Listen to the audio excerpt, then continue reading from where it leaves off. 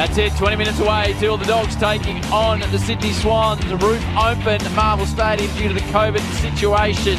We'll get in a full game preview mode with Nate and the Duck and old mate Rossi Lyon. But Jay-Z, we've got a bit more news to get through. What else is happening, big boy? Just a quick update from the Gold Coast GWS game. Hugh Greenwood, we said, suffered a nasty-looking knee injury about an hour ago.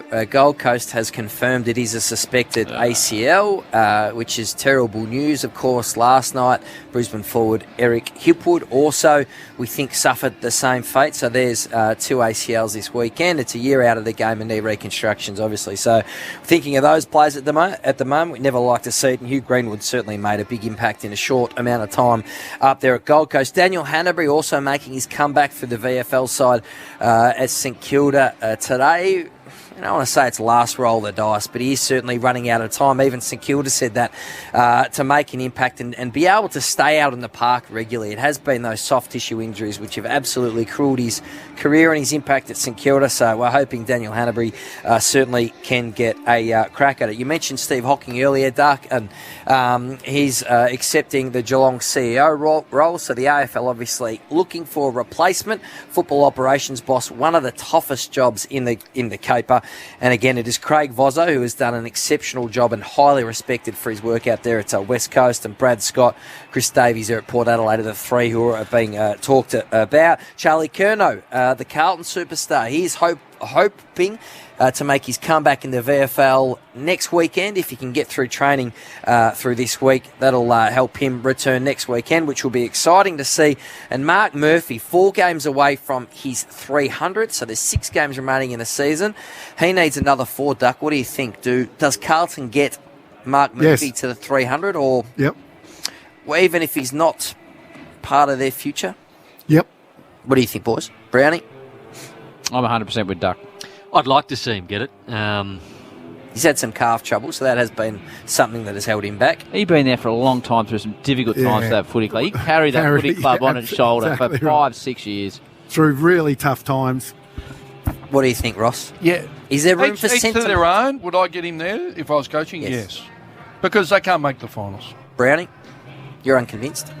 Well, I'm just worried about his injury. I mean, he's got to obviously get through those 4 games. It's a minor calf. When you do calf injuries. So I'm all for him playing 300, yes. Can I make a statement on that? Yes. Sorry, Brent.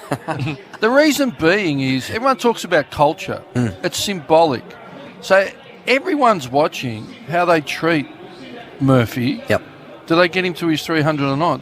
That's what builds culture, not just talking about it. So everyone within the organisation, how do we treat people who've been here for 20 years on their way out the door? That's the message you're sending. The respect. Good point. Good point, isn't it? Very good, Ross. Only 6 games to go. We've got Ross Lyon. We might as well.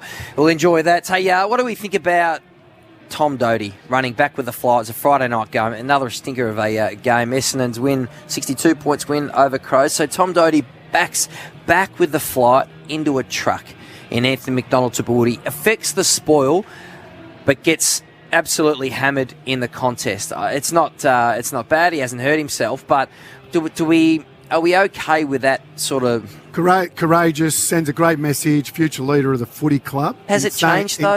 In saying that, I thought it was reckless, a dumb courage, in that he didn't actually affect the footy. He was late. So the only thing he was going to do was hurt himself or hurt someone else, and invariably he ended up going off. So he cost the team by doing it, even though it's a courageous act. You don't want him not to do it. So it sends a great message. But there is such thing as dumb courage, and I thought it had a bit of dumb courage about it. Reckless and pointless and poor technique.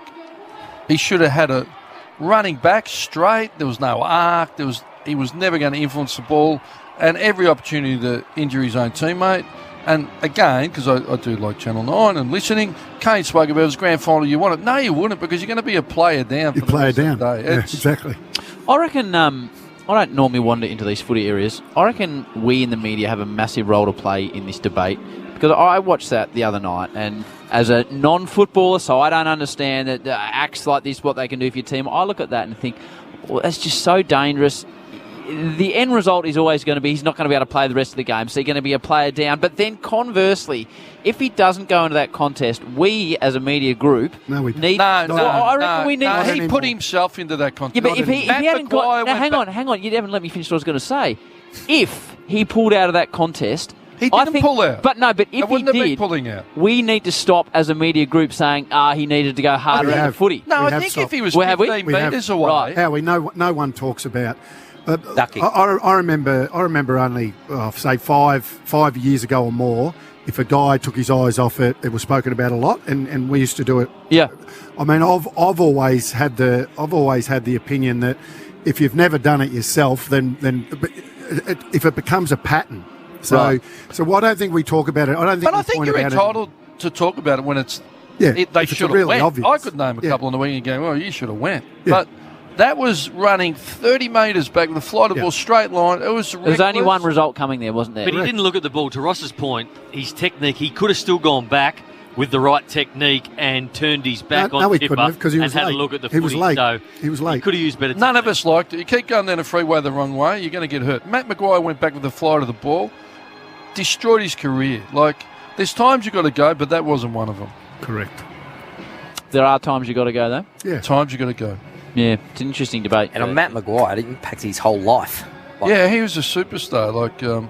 It's just his career. And sitting next door, Luke Ball and Goddard saw that. It was what he went through, the compartment syndrome, and then he had, in the end, because 10 operations in. It was just horrendous and an incredibly talented young player. Yours, Howie. All right, thank you, Clarkie. Well done to you. You can take the rest of the day off, mate. Look forward to reading what you've got to say in the paper tomorrow. Bob Jane T-Marts. Always nice to welcome this bloke on a Sunday because he's always up and he's about. Get world-class deals on world-class brands. Buy 3, get 1 free on instant cashbacks. BobJane.com.au. He's our own Benjamin Button. He's got the best skin in the game. He's good-looking. He does it all. And he's up after the Saints. Had a win last night, I would imagine. Robbo, good afternoon to you. Oh, their best performance this year, Howie. I loved how they finished off. It was fantastic for the club. But conditions, as you said, the roof's open because of COVID, but dull skies ahead up there. Western Bulldogs, what are they setting themselves for a top 2 position, I would say. And Sydney, they're 6th spot and pressing and climbing. So pretty important game, this one. The lead up, and we've heard it for the last few hours, it's all about the debutant. The 6th one the Western Bulldogs have had this year. So he throws them around, Jamara Ugle-Hagan, and he's from South Warrnambool, a Scotch college kid. 197 centimetres and a smooth mover. Finally gets his chance. So the number 1 draft pick on show today. No Aaron Norton, concussed after a marking duel. Smacked his head, so he's out. So Mara is in. Sydney, well, uncertain times in New South Wales. Lockdown stress, difficult. It's got to affect their preparation, especially the games coming in the future and looming. No late changes for today. The medical subs are Lockie McNeil from the Western Bulldogs and Colin O'Riordan. 150 games for Luke Beveridge as coach of the Western Bulldogs, going around 58%, so that's a good percentage. And the Dogs will win again, so it'll go up a little bit. I'll get them on the ball. It'll be a good game today. I'm looking forward to it.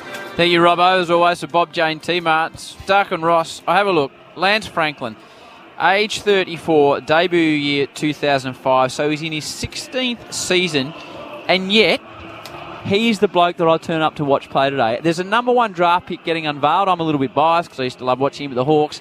But he is still absolute box office, this man, I'm Ross. in your camp. Yeah. He's my favourite player. Yeah, he is, isn't he? In season 16. Yeah, I saw him kick 6 in a trial game against Port Adelaide. I went back to Roosie. I think I've said this on there. I said, I just saw a superstar. As a young bloke, this was? Yeah, before his debut was going to be round 1, I think, against Sydney. Right. And he goes, he can't be that good. I said, anyway, he didn't do much against us. But he kicked 7 from half-forward flank. He lit up the 2008 final series. I've seen he did. Wayne's 94 series, Gary Ablett's series. He did that match winning the final. That's when he announced himself. And he's been great for the game and a role model for Indigenous Aboriginal players. And Duck, 312th match tonight. So for all his brilliance, he's also bought longevity. Oh, yeah, no, he's a superstar, and I agree with you, how he's box office. He's got it all, the good looks. He's got everything. Yeah, he does. So, Ross, you're coaching the Bulldogs today. You would have been in this situation before. I'm not sure the biggest boom recruit you would have had to usher into a game, but to any recruit playing their first game of AFL football, are you having a word to them separately before? And when, even if it's not before, but what is your general message to the debut player? Well, you always remember how you were treated in your first game. And Robert Walls was my first senior coach and a premiership coach, and he was fantastic with young players. And he just walked over me, and because you're thinking, where do I fit? He said, son, the more you go for, the more you get. Right. And I was like, he said, if you want to jump on their backs, jump on their backs. So he was fantastic. And like I did kick the goal. We beat the Pies at Vic Park. But I don't try and reinvent the wheel. That's not a bad one. You know what, son? More you go for, more you get. Just get yourself into the game. Because although the young blokes now are more confident. They go, here I am, announce myself. Hugo Hagen, he'll be thinking, I only kicked 5 today. That's what he'll be thinking. Do you remember your first game, Duck? I'm sure you do. Who was your first game against? And were you, obviously we didn't know what you were going to become, but were you Toey? Against Fitzroy, and it was a mud pile at Princess Park. Yeah, that was my first game. And John Kennedy, he never spoke to me. Right. So Is that the somersault game? Yeah. Well, we dived in the mud. Wouldn't there have been a blade of grass on the oval? Yeah, it was all mud, and he told us to dive in the mud before the first bounce. And I was thinking, oh boy. Do you recall? They ran around and did a somersault. Do you recall nerves or not? Or too far back to remember? Oh no, yeah, of course, nerves. But John Kennedy wasn't a great speaker to the young players, so I can't remember him ever giving me any real instructions. But yeah, that's about it. And the fact that we dived, got told to jump in the mud before the start. Plough pull you aside at all, Nate? What was your memories of your first start? Can't remember whether he pulled me aside or not. I know my old man gave me a chat in the morning of the game, which was good. And what did your old man bring to the table? He just said, make sure when you touch your first footy, you touch it clean. He goes, you'll get your confidence after that. It's all about, getting yourself into the game and being a self-starter, which I don't like players who need other people to get them up. He always taught me to be a self-starter and to get yourself up. Don't worry about what anyone else is doing. And we played Fremantle at Optus Oval back then, 97 round 1. There was only about 7,000 people there, but it felt like 70,000 to me. It was a good day. We lost by a couple of points. Scotty Chisholm kicked the goal with about 10 seconds to go, and we lost our first one. There you go. All right, the Dogs. They are currently sitting second on the ladder. The Swans sit sixth. Why are the Dogs sitting second on the ladder, Ross? Well, as Horse said, they're number 1 attack, number 2 defence. They have more intercept possessions and score off intercept more than any other team in the AFL. They're the number 1 front half team in the AFL, time in front half, 9 minutes plus. And they're the most marks inside the forward 50 in AFL when they win at 16. So what they do is they deliver the ball. And if they don't deliver it and take a mark, they lock it in and they dominate contested ball clearance. So they least entries against in the AFL. So they protect their defence with their midfield dominance and then their ability to lock it in their front half. I'm a big aesthetic person, as you know, Howard. Yes, and I'm looking out there. I love the Dogs outfit. I think it looks amazing. But Sydney's away strip today looks unbelievable. So red shorts, all white with the red V. I think aesthetically pleasing game today. Got a lot of, it's the South Melbourne Guernsey. Yeah, it is. It looks absolutely fantastic. Here I am breaking the game, then we're going to jump a lot. Yeah, well, what's going on, Brownie? Come on, Brownie. Sort of what we that was another statement. That wasn't a question. Yeah, it was, but he does them well. What about the other side of the equation? Duck, Sydney started like a house on fire. Then they had that little patch where we thought, are they running out of steam? But they currently sit sixth on the ladder, probably alongside Essendon. They got the biggest group of exciting young players in the comp. Oh, they have, and they've got improvement out of all of those guys. And you're talking about Florent. We know Mills. I reckon Mills has had a really good year. Haywood, Rowbottom. And Golden back. Yeah, all of those guys are having really good years, Howie, and improving as Horse thought they'd improve. So, I look, they're in a really, really good position. I'll tell you how well they're going. Like Blakey, who was he was the only one there for a little while. He's in and out. And he's been forced to earn his stripes. Great shift of balance and power within that dynamic of the group. Yeah, I think Dawson's another one, Howie. I think he's a star, Dawson. He's having a really good year, uses the ball so well. Hewitt, we know, can do a run with. McCartan's McInerney on the wing is a rising star on the wing. Wicks is a guy we'd never heard of. All of a sudden, gives them that little bit of electricity up forward. Well, Kinnear Beatson's been the head of recruiting for a long time. He's worth his weight in gold. Heaney's a superstar. So, and Parker and Kennedy still getting the job done. Choice Hotels around the grounds, Chewy. Couldn't be any tighter there. Well, Howie, here we go. The Suns have hit the front. They lead the Giants by 1 point, 2:42 remaining. Vital that the Giants win. They're currently on the live ladder 2 points outside of the 8. All right, that's got 2:42 to go, Chew. This one starts in 3 minutes, so I want you to keep us across that one, Chewy. Suns are kicking with a pretty strong breeze in that last quarter as well. Okay, as it looks like the Giants are clearing out of the middle. Bob Jane T-Marts, get world-class deals on world-class brands. Buy 3, get 1 free instant cashbacks. BobJane.com.au, Mickey R. Yeah, Howie, Johnny Longmire down here already set up in the back stall. So he's got the headgear on. He's got all his generals around him. He's just ready to go. Now, whoever sits next to him is going to cop a gobful, that's for sure. He might have the nose roll on today, just to quiet him. I can actually lean over and read all his notes today, which is going to be fantastic. So I'm just going to just peer over his shoulder as we wait for the toss. The toss is going to be important because of the roof opening, Howie, that's for sure. And the medical subs, Robbo, for those just joining us? Medical subs, Lockie McNeil and Colin O'Riordan. And you feel the toss is important, the roof open, why is that? Yeah, because the conditions, usually it's quite sanitised, but because the weather plays a bit of a part and the wind gets in here, it might swirl around a bit. That's exactly what we're looking at as the Bont and Josh Kennedy actually make their way to the middle, so they're going to toss the coin now. So the Bont's just going in, shaking hands, ready to go. Smile. All right, Josh, your call. It's the head and the tail. Away you go. Heads is the call. Heads the tail. All right, so the Bont wins the toss, going to the Coventry end. And Toby Green lining up from tight across the boundary line with 1:49 on the clock from 40 metres out to put the Giants in front. Two-man, call it for us. Here we go, Howie. So, minute 49 remaining. He starts his approach. It looks like he's going for the text side. And I'll tell you what, Howie, he hasn't quite made the distance. So that is that breeze. That breeze Nathan talks about. It looked like it was going. It did. That really held up. So a 1 point lead to the Suns with 1:40 on the clock. Dogs get the job done, or something out of Sydney today, Rossi? Who wins the game we're at here, please? The Dogs win today. Back in number 1. You don't fluke number 1 or 2 defence at round 16 or 17, wherever we're at. They're a slick outfit, and the Swans coming full of confidence after annihilating the West Coast down at Cardinia Park down there. But I think their midfield's going to be challenged. All their kids are going to have to be right at the top of the game, because this is one slick outfit, the Bulldogs. Choice Hotels round the ground, still the Gold Coast leader by a point. There's 1 minute 15 to go, and the ball is in dispute on the half-forward line. Ash, every time I look up, Took Miller's got the ball. How many's he had today? Yeah, Took Miller for Triple M Red Z. He's had 33 touches, second most for the Suns. Giants on half forward. They just spiral the ball forward. They go inside 50 again here, the Giants, with 50 seconds on the clock, and the Suns take the mark in Powell's hands. They need to hit 2 more kicks and they'll get out of this. Nate, you can start this one off for us, though.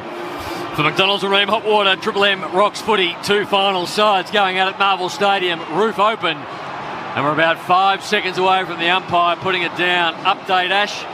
Update, still the Suns by 1 point over the Giants, 30 seconds remaining, but Giants having the attacking half of their forward half of the game. Fair bit of push and shove for Jamar Ugle-Hagan down there. I asked about that. I got shut down, but there's been definite push and shove as they go forward, the Dogs. A big long ball by Smith. That's a huge ball bouncing through. Goal already in the game from 60 metres from Bailey Smith. That was huge. He kicked that from inside the square, and with the breeze going to the Coventry Street end, it just kept going. 1 straight 6, the Dogs. Perfect start up against the Swans. Triple MIJ Liquor Scoreboard. Extraordinary scenes with Phil Davis running inside 50. Duck, what did he do? He just chipped it forward rather than put it through the big sticks out. With 3 seconds on the clock, he elected not to have a shot, and the Suns beat the Giants by a point. Well, staggering. Gold Coast had a spare defender for that last 2 minutes. No one manned him up.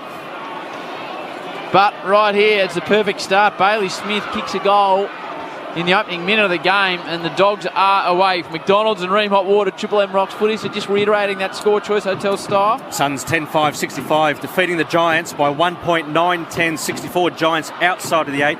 In fact, 2 points. Looking at the Harvey Norman, Howie. Yep. He hit that inside the square, Smith. Yep. My word, he did. It was a massive bomb. Robbo told us the weather would affect the situation here. Free kick going the way of McRae. Got a bit of an eye poker in the middle, did Jack. He's just sort of squinting his eyeballs, trying to sort things out. He drives it long. English is down there. Big fish from behind. Ugle Hagen has started the match on the ground. Lloyd with a little slider. Puts it out in front of Hayward. Can't gather it at ground level. Picked up nicely coming back the other way was Louis Young. Now the Dogs through Liberatore. They drive the ball all the way to the goal square. Getting underneath it is Mitch Hannon. And McCartan will run back and trap the footy and dish it off to old mate Justin McInerney. So McInerney got a couple of players on at half-back. The Swans move the ball short. It's a nice kick too. Out in the front of Wicks. Runs around left foot, low one. Gets it to Papley. Still 2 kicks from home, Papley. Where's the movement coming from? He tries to dart around a couple, then misses the handball.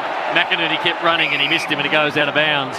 With a boundary throw in half forward for the Swans. And we spoke about Ugle Hagen, the welcome. Well, what they have done is they put Rampy to him, so the Swans' most experienced and hardest defender play on Ugle Hagen early. So the Giants have been beaten by Gold Coast today. They beat Melbourne last week, didn't they? And they lost to the Hawks the week before, so they're having trouble with consistency to solidify that spot as Hunter drives the Dogs forward again. Waitman out of position and Cunningham marks nicely on his chest. And you're right, Nate, that's a beautiful looking jumper. It looks like the South Melbourne of old as the Swans just chip it around half back. Lloyd left foot, short ball, and he finds Florent at half back. He's got a lead on. That's Hayward, just growing every time you see him. Hayward, Heaney forward of the ball for him. He goes with the short one to centre wing. Heaney marks it right where the benches are on. So a slow build up from the Sydney Swans. Heaney goes lateral to Lloyd. Just loves this. You racks it up every week. Lloyd already had a goal kicked on him from Smith, and he looks to go across the ground. So they go all the way back in the defensive line, and McInerney, he's got a player on the outer side. Full switch from the Swans to the side of the ground. Opening goal by Bailey Smith in the first moment. And that's the score, 6-0 on the Triple M IJ Liquor scoreboard. IJ Liquor, of course, they're proudly local and they're proudly independent. Swans in possession. City side, grey skies, coolish afternoon at Marvel. Big fly from Hayward. He's been in everything early. Can't bring the ball to ground. And he's separated. There's a free kicker going the way of the Dogs. And it's once again going the way of that man, Louis Young. So Young goes with a pretty ordinary ball out wide and puts McRae under pressure. He's good enough to get his foot to it. Looking for Hannon, fisted away from him. Bouncing ball goes out of bounds on centre wing at the outer side of Marvel Stadium. 1 straight 6 the Dogs. They've only had 4 inside 50s to 0 at the moment. Sydney yet to really get going. 6-point lead to the Dogs, IJ Liquor scoreboard. Light northerly, but won't be blowing much into the arena here. Nice of you down the coast. Offshore today, Nate. Good for you on your boogie board. And again, the ball stymied on the outer wing. What are you seeing, Chulenko? Jack McRae leads the AFL in disposals, averaging 35. He's already racked up 4 and 3 clearances. English, Bontempelli bursts through the pack. Just moves beautifully. Sets a task by hand. In fact, it was well weighted to Hunter. He gets run down from behind. It's a good tackle. Just a man getting a hand on him, the Swans. Now they'll send it back the other way. Down towards the impressive young man who I've enjoyed watching, Joel Amati. He can't take the mark, but still the Swans shove the ball forward inside 50 for the first time for them. It'll be tossed in 30 round from their attacking goal. I like Amati. Ross takes a good mark, only in game he's number been 6. impressive, hasn't he? He has. Big contested marks. He's one that go for... Spit it out, Ross. He certainly goes for his marks, doesn't hold back, not intimidated. Swans in the attacking zone in the forward pocket. Hickey got the ruck work down Liberatore. He was tackled to the ground and the umpire will ball it up. 40 metres out from the Swans goal. Just that score again from Mars Stadium, Ash. Suns 10-5-65 defeated the Giants by 1 point, 9-10-64. That's the Choice Hotels around the ground. Liberatore at ground level. Shoveled it out. The ball just bobbles around. Papley got one high. He'll get a free kick. Advantage taken by Parker. Short ball and he finds Florent. 40 metres out, pretty much directly in front to kick the first. They'll lock it in for the Swans. Just looking at the Harvey Norman brownie to find out what that free kick was paid for. High on Papley from English. That's on the Triple M Harvey Norman replay screen. Keep your air clean at home with the Dyson Air Purification range. Now at Harvey Norman. And Ollie Florent had a good year. 2 goals, 2 from set shots. Haven't Trundle scored us that much this year, but Florent sets it on its way. The umpire doesn't move. The Swans even the game up 1 straight 6 apiece. Florent gets his first Triple M IJ Liquor scoreboard. Well, Florent did what most modern-day wingers do now. He kept his width, which is stay on the open side of the ground. So then in congestion, you look up, you can't go forward, you know your outlet's there, and the Bulldogs player just collapsed into congestion and left him in a dangerous space. So great vision by Papley. Triple M Red Z. Just the Swans have the second best win-loss record of any side at Marvel Stadium, just under 60%. It's extraordinary, too. Red Z lending stats, loans to the self-employed. So the second best. Who's got the best? The Cats, Howie, they go at 67%. There you go, Chewy. McDonald's and Ream Hot Water. Triple M rocks football. Opening goal to Smith, then Ollie Florent replies. And earlier on today, the Suns 1-point winners over the Giants. And directly after this game, Chew, we're going to Rabsy's game. MCG, Richmond taking on Collingwood, 4:10 kickoff. It's an unusual time slot, isn't it? Ball doesn't go anywhere in the middle of Marvel Stadium. Libba comes in with all those weird tats he's got, legs and arms and Simpsons and chocolate bars and all sorts. It's just interesting. Caleb Daniel, normally at half-back, starting as the highest forward, just went into clearance, won the ball there. And won the ball, drove it wobbly style forward to Anthony Scott. He can't get clear. What do you think Libba thinks? He wakes up one morning and thinks, he's going to get a Cadbury fruit and nut bar tattooed on my arm today, Duff. Yeah, I know. It's unusual. I like it, but it's unusual, Nate. So ball up on the outer side. The ball gets shoveled back towards Caleb Daniel. Left foot normally used it well, not on this occasion. Straight back to Lloyd, who's tackled from behind. 50-metre penalty. A little bit overzealous was Garcia. And just on that, Lloyd was Caleb Daniel's opponent. Caleb Daniel went up to the stoppage. Lloyd dropped off him, and in the end, the pressure, Caleb kicks it to his opponent. So again, that man, Florent, holds his space, as Ross said, out on the wing, and he just dumps in and pretty much marks it in exactly the same spot, Ross. Yeah, and the Bulldogs' defence and Ormond, they work to the line of the ball, which is the straight line kick. So the Swans have had a real emphasis coming back in on the 45, shifting the angle of the ball going in. And you're right, the modern-day winger, if you can get it to that open side, it's come into it again. This is exactly the same kick, so your brain just says do exactly the same thing, you get the same result. Ollie Florent, 48 out, right foot, he didn't do the same thing. He pushed it wide, Florent, and it's through for one behind, but Sydney lead by that one behind, 1-1-7. The Dogs are 1 straight 6. Just controlling the footy at the moment. Uncontested mark, Sydney 15, Bulldogs 1. Dale tasked to bring the ball back in. The Mac family has arrived at Macca's, get a free limited edition glass with every medium or large McFamily meal. Outer side ball. Oh, tested in the air. Sydney player got one high. And that's the little bunyip fly. Tommy Papley, feisty character. He's got one round the chops. But hasn't been sighted as yet. He's lingering in the pocket. Goes over the top. He'll run onto the pack here, Franklin. Oh, Heaney, she's got a leap on him. Richard stripped from him. Has to be a free kick and will be. Advantage paid and goal for Bell. From nowhere. Jimmy Bell, second for the Swans.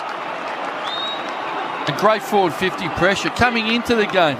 No one put on more forward 50 pressure than Sydney, number one in the AFL. And that's why they focus on it, and that's their reward. They've become more of a press team this year, trying to strip the ball in their forward 50. Really important contest from Heaney. You called it, Howie, in the call. Elevation. The fact that he jumped, so the ball comes to ground.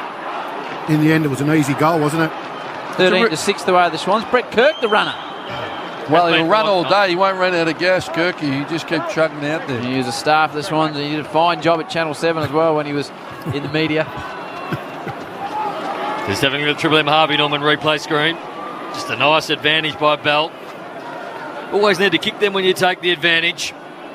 So McDonald's and Ream Hot Water, Triple M. Rocks footy, Robbo on the boundary. Yeah, Jamara off, hasn't touched the ball. Huffing and puffing, though. A lot of that's nervous energy, so it'd be better for his second run. Bob Jane team march, Robbo just getting it done down there. Lloyd at half back, picked up the footy, missed the handball though. Lockie Hunter steps through some traffic, saw his old man up at the snow, very happy with how his boy's going, into the pocket, and a good mark taken by McCartan. Up against Josh Bruce, who loves playing here at Marvel. Kicked a bag at 10 and 5 here this year. Who was the 10 against Stu? Can't quite recall, Howie.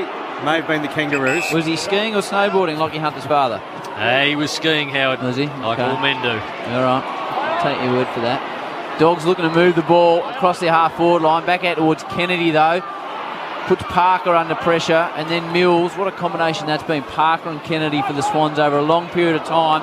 Bit of confusion in the middle. In the end, Bell takes the mark, but he's running back towards the flight. Keith's got the big job there. And roaming inside 50, a couple of Swans forward. So Bell just goes really short. Heard the umpire, not the required distance. Now the Swans via hand. That's Robbie Fox. Moving it around half-back. Cunningham wants to come back. They're messing around with it a bit. Ends up with Lloyd. They had options forward, Sydney. Yeah, Fox was out. They got into the corridor. He just should have kept going to the open side.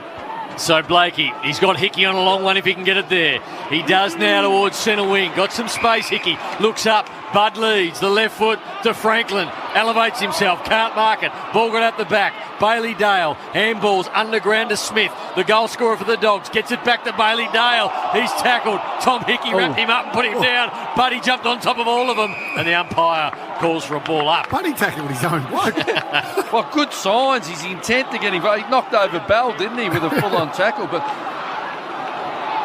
So the Swans with a bit of zing early. Hickey grabs out of the ruck, bundles it forward.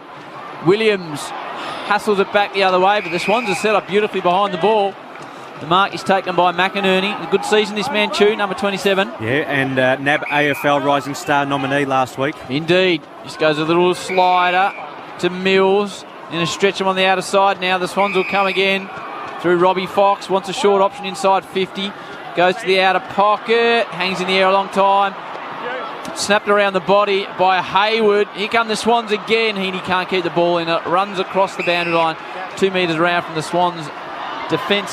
Swans attacking area. 13-6. The way the Swan is. Triple M IJ Liquor scoreboard. IJ Liquor proudly local, proudly independent. Just at the moment, Sydney just a little bit hungrier, a little bit hotter. Sharp, yeah. And they enjoy a 7-point lead. Boundary throw in. They're in attack at the moment. Ball flicked out. And Wicks gives away a free kick too high. They've only taken one mark, the Bulldogs. This will be their second mark. They haven't been able to control the ball at all. Bailey Dale to Keith, running backwards with the flight of the ball is Hannon. Did really well was Ollie Florent, brought it to the ground, but Hannon was the first one up. Got it to Garcia. Garcia got into some trouble. Now the Swans win the ball back. Run and carry from Papley. Left foot's really good. Great kick, it just got over the top. Under pressure still. They didn't take the mark, the Bulldogs. The ball at ground level. Coming through was Ed Richards. His handball was good to Smith. Smith run through halfback. Now the Dogs can explode off halfback. They put it out in front of Hunter on the outer wing. Fox tracks him back. Hunter, left foot banger inside 50. Over the back. Bruce is going to run in. But there's a man there in front of him kicking the goal. Mitchie Wallace. Love seeing this man in Bulldogs colours. Back last week. Kicked a small bag. And starts well with his first. The Dogs 2 straight. The Swans 2-1. That is all in your Triple M IJ Liquor scoreboard. Well, it's typical Bulldogs. Full-length transition from the D50. Fine line between success and favour. The Swans, the entry kick, they had perfect lead free. Just went over the top and then they transitioned. Hunter sat out on the switch side.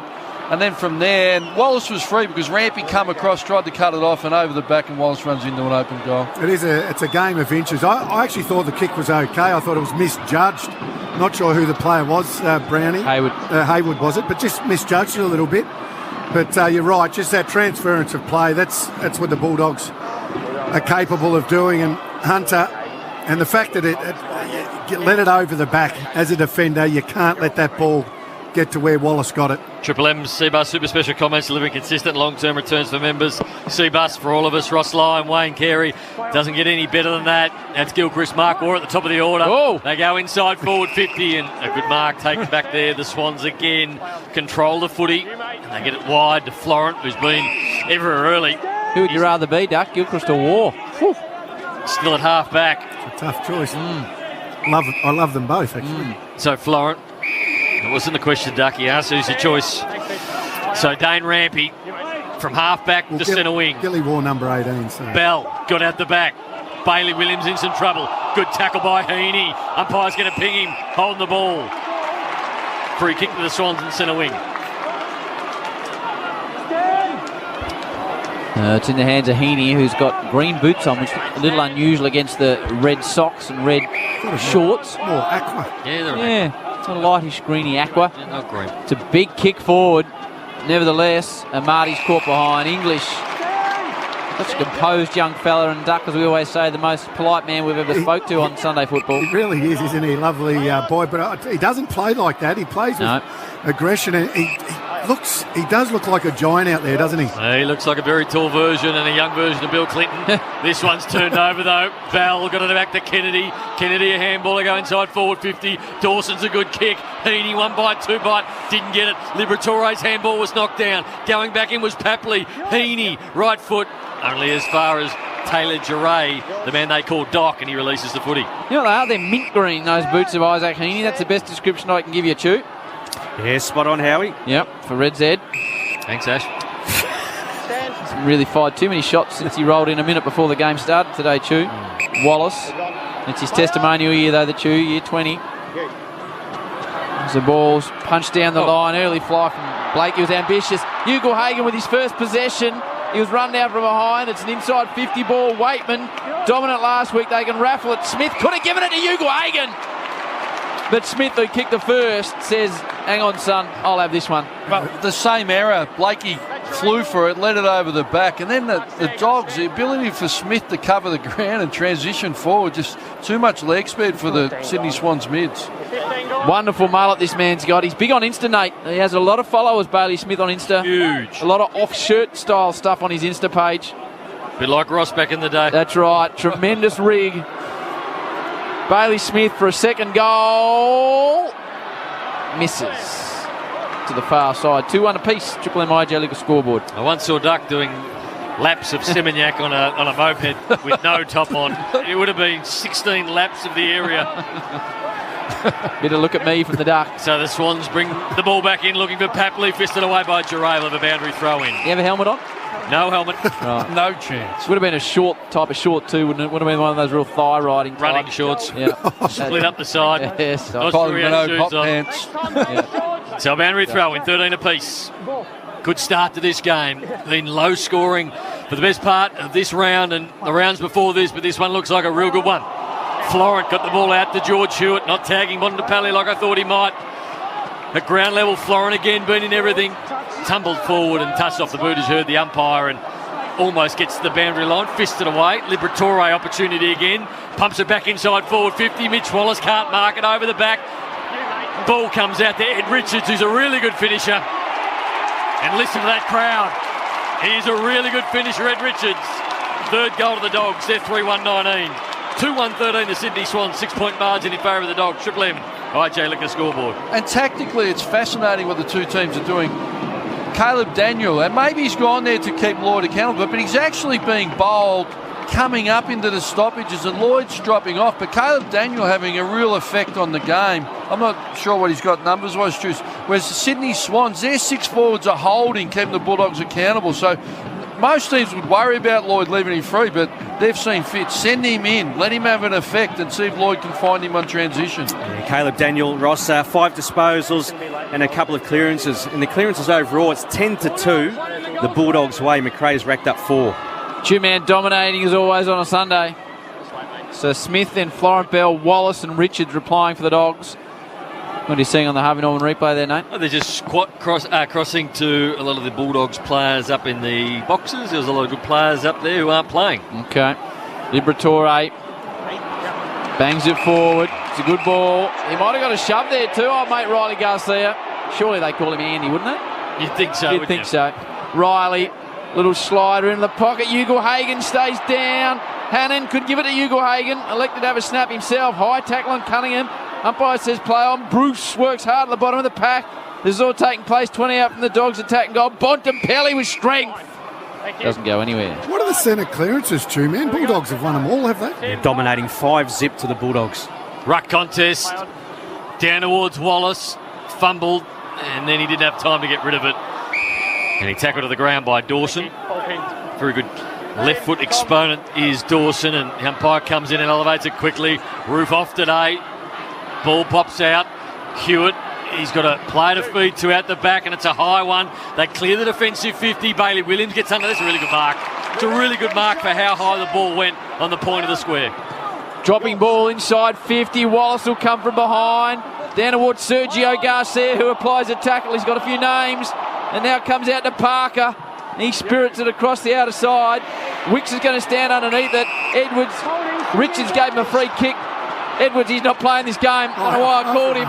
Wicks continues to move forward, drops out in front of Papley. Here come the Swans. They've got a couple of players deep. One's Bell. He's been good early. Goes in that direction now towards Marty. Gets a hand on it.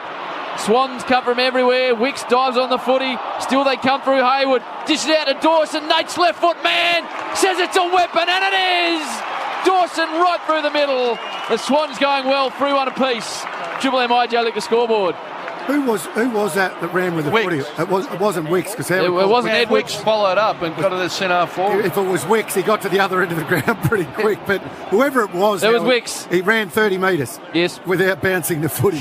Actually, in actual fact, might have been 40 metres. But in the end, that doesn't matter. I mean, that's good transference of play. Take the game on, run, get it in quickly. Well, both teams are playing to their signature. They're both scoring. We've got 3 goals on the board each. But what's catching me, the Swans, first time I've seen them live, is their leg speed. They're quick, they're small, and they all go. I think it was McInerney. Good game of footy for McDonald's and Ream Hot Water. We rock it here at Marvel. 3-1-19 apiece. Dawson gets his first, and it's goal for goal here. Round the grounds for Choice Hotels, Ash. Earlier today, the Suns defeated the Giants by 1 point. Euros tonight, England, Italy. What time did that start? Good question, Brownie, from Ed. Who's the favourite in that? Bontempelli getting the ball out of the middle, down towards half forward. Josh Bruce went to ground, was able to get the ball out. He shoveled it towards Mitch Wallace. He could have got a free kick. The umpire called play on. Bruce went back in, tried to get it. He was tackled by 3 Sydney players. The ball's still bobbling around. Caleb Daniel got it to Bontempelli from 48. Unloads big Bontempelli. What about this? All the way to the goal line. Shoves it back in. Jamara had a go at it. Couldn't get it through. Has another go. Jamara off the boot. But then it goes through. Rampy just pushed it through for a rush behind. Exciting stuff. 1 point lead to the Dogs. Well called, Nate. He's nearly kicked the goal twice. And yet Bontempelli, centre clearance, follows up, shot on goal. He has got George Hewitt going to him, so he's in for a tough day. Harvey Norman replay screen, the big Fev with his daughter watching on. It's Mia watching on. I believe she goes out with Jamara. Is that right, Nate? Okay. We look on the Harvey Norman replay. One go at it. Didn't quite make the distance. Then got a second crack. Did Jamara. Comes out towards Johannes, and he got one a little bit high. Western Bulldogs. And you get a free kick there with JJ. So, Bulldogs fans sweating on the performance of their number one man. How exciting for them. Hugo Hagan is caught behind with a big fist. He's in this contest. Pressures McCartan, brings him to the ground. Dogs fans want ball. Boundary line saves McCartan. The Dogs are 3-2. The Swans are 3-1. We've got 4.5 to go before quarter time. And a nice game of footy, Rossi, boy. Yeah, and the Bulldogs just wrestled back some momentum. You just see their ability to lock it in that forward half and keep it there. Good deep boundary throw in. Caleb Dental had it spent, went back and got it, got tripped up, got his handball out.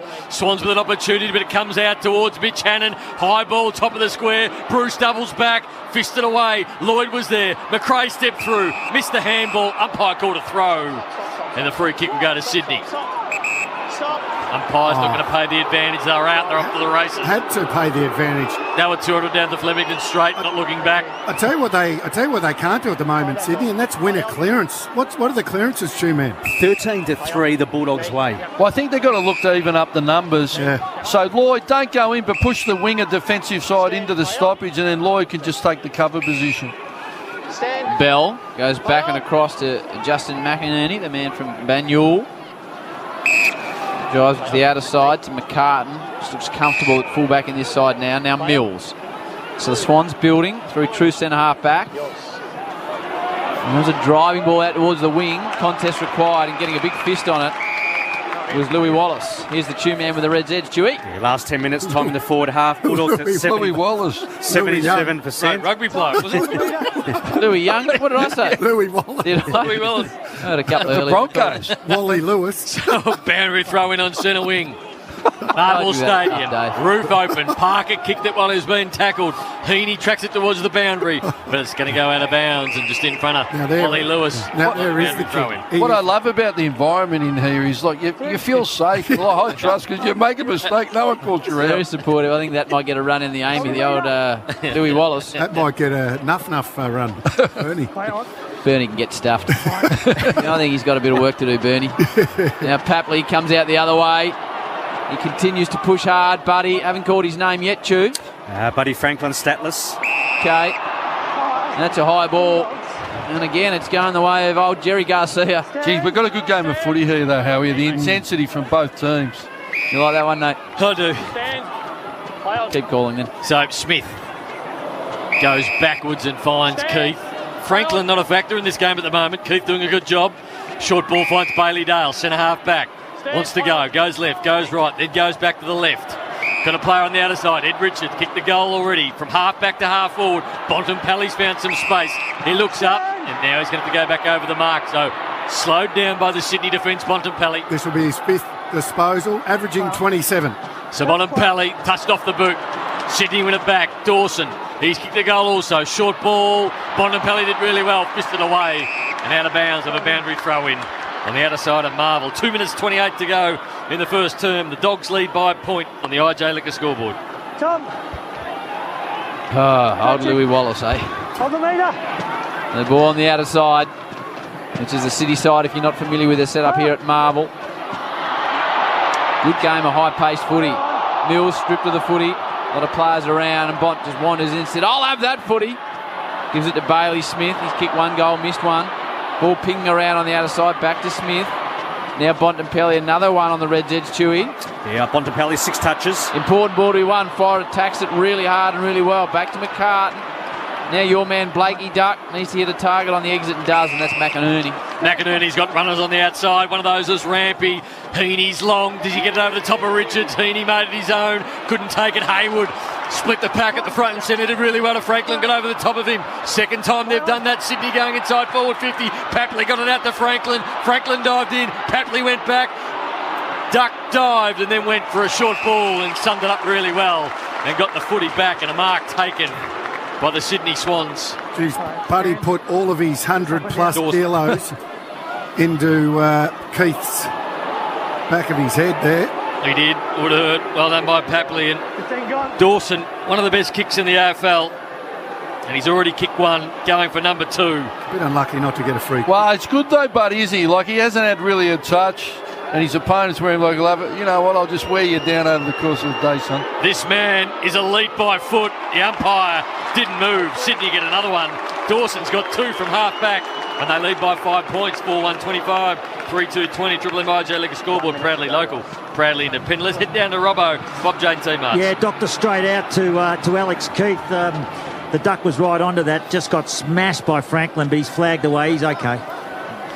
So really, we've been talking about the clearances, but it's really the centre clearances, 6-0. If you take them out, around the ground they're quite even, but their ability to transition the ball, considering how good the Bulldogs are defensively, has been pretty good. Like, they've been able to move it twice for shots on goal from the D50. The fact that they've lost centre clearances, Sydney, yet up on the scoreboard. But I think it's unsustainable against the Bulldogs. If you don't want to keep going that way because there's too much pressure on your young defence.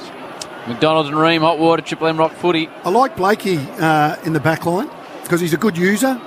And I think the ball comes to him a bit. He's been playing hard positions and he gives them plenty of run. Free kick Bulldogs for a goal square breach. Goal square breach. Okay. Free kick to Bulldogs for a starting position. What is a goal square breach, Chewy? I thought you got a warning for that. But I don't know if it was, You do. but I don't know if there was push or shove. That'd be downfield. We'll get to that in a minute. They've kicked it straight to Dawson. Keep an eye on the Harvey Norman to see what happened, Duck. They give you a warning for he said a goal. He said goal square, but not centre square. Goal Well, I square don't know if that's a 666. Is it, Chewy? I think you're only allowed to have one in the square. Hopefully, the debutant. To be honest, I don't know the rule to the level I should. I thought they gave you a warning. To the level you should, or you don't know the rule at all? Well, I've checked out for the last 12 months. I tell you what, you want to get that in your presentation, right, Rossi? Hickey takes one behind the back. Great mark. They dish it forward and he goes to Papley. Hickey thought he was LeBron. He did. Around the back job, and the Bunyip Flyer will line up from about 35 to make it 3 in a row for the Swans. That's your angle, Tom. So, extraordinary stuff. Just have a look at Hickey on Harvey. Harvey Norman, and I'll tell you what is brilliant. Front and square. Around the back. Being hicked off. Tricked everyone. To Papley to kick his first. And as I said, 3 in a row for the Swans. Siren sounds, obviously. Papley loves these. There's a whistle on play. What's happened? Come on, Tom. The goal umpire is a breach in the goal square. Player left the square, obviously, before Well, that's the explanation. You're not allowed to walk out of the square. So we'll just explain it. There was a point kicked by Papley. So it's 4-2-26 to the Bulldogs, 3-2-20. But Chewy, the player left the goal square before the bounce. You're talking about for the centre square bouncing free? Yes. Yeah. Yes. So it happened in the goal square, but that's why they got a free kick in the middle of the ground. Correct. Righto. So quarter time here. We've sorted that out. Sydney 4-2-26. The Dogs 3-2-20. Earlier on today, Chew. Early today, the Suns defeated the Giants by 1 point. Swans leader by a goal at quarter time for McDonald's and Ream Hot Water. Triple M rocks football. That quarter for IGA Liquor. Proudly local, proudly independent. For Macca's 50th birthday, Triple M rocks footy. The Mac family has arrived at Macca's. Get a free limited edition glass with every medium or large Mac family meal. Let's all check in. Everyone, everywhere, every time. Authorised by the Victorian Government, Melbourne. Triple M rocks footy. What about that? On Melbourne's 105.1. Hi, it's Marty Sheargold from Triple M's Marty Sheargold Show, and right now, Triple M's Rockin' Footy. Daisy Thomas. Hey, you know that bloke who holds the target up behind the goals when Melbourne play? Yeah. What were you looking at when you were kicking a goal? Most of my goals were on the runs. Would the bullseye help? Probably not, but he thinks he's doing a great job. Really? It's going so well, no other team does it. So. Triple M's Marty Sheargold Show. Weekdays from 6. Just mucking around, having a bit of fun. Or hear it anytime on the new Listener app. To celebrate 50 years of Macca's, we're introducing the Mac family. And with every medium or large Mac Junior, Big Mac or Grand Big Mac meal, you'll get one of 6 free Macca's glasses, but only for a limited time. Available after 10:30am while stocks last. Check 1, 2. QR code, check. Check in. Before you start shopping at Woolworths, in Victoria, it's mandatory to check in with the Victorian Government QR code to make contact tracing easier. This Supercars update is brought to you by Bendix Brakes. Put your foot down with confidence. We're mid-race in Townsville and the Red Bull Holdens continue to set the pace on the streets of far north Queensland. With pit stops out the way, differing strategies could decide whether Jamie Whincup can hold off Shane Van Giersbergen. The series leader is biding his time in second. The Ford of Will Davison fighting for the final podium spot. He's currently third.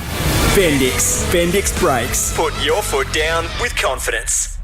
At Harvey Norman, healthy air means a healthy home. Know your air is clean with the Dyson Air Purification Range. Now at Harvey Norman. Like the Dyson Hot Plus Cool Purifier Fan Heater. Its innovative filtration system and super sensors diagnose air quality to remove 99.95% of airborne particles, such as allergens, bacteria, viruses, pollen, and mold spores. Or the Dyson 3-in-1 Hot Plus Cool Purifier Fan Heater from $649. Be in control of the air you breathe.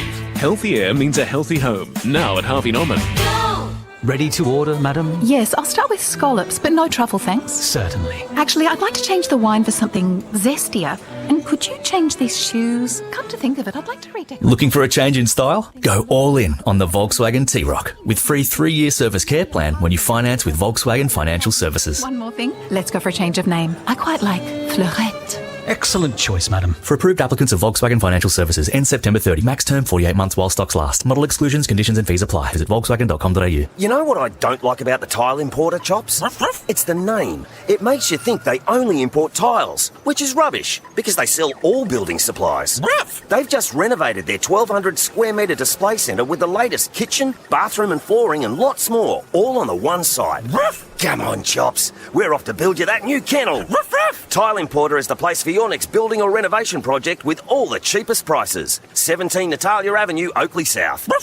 Tileimporter.com.au. Let's all check in.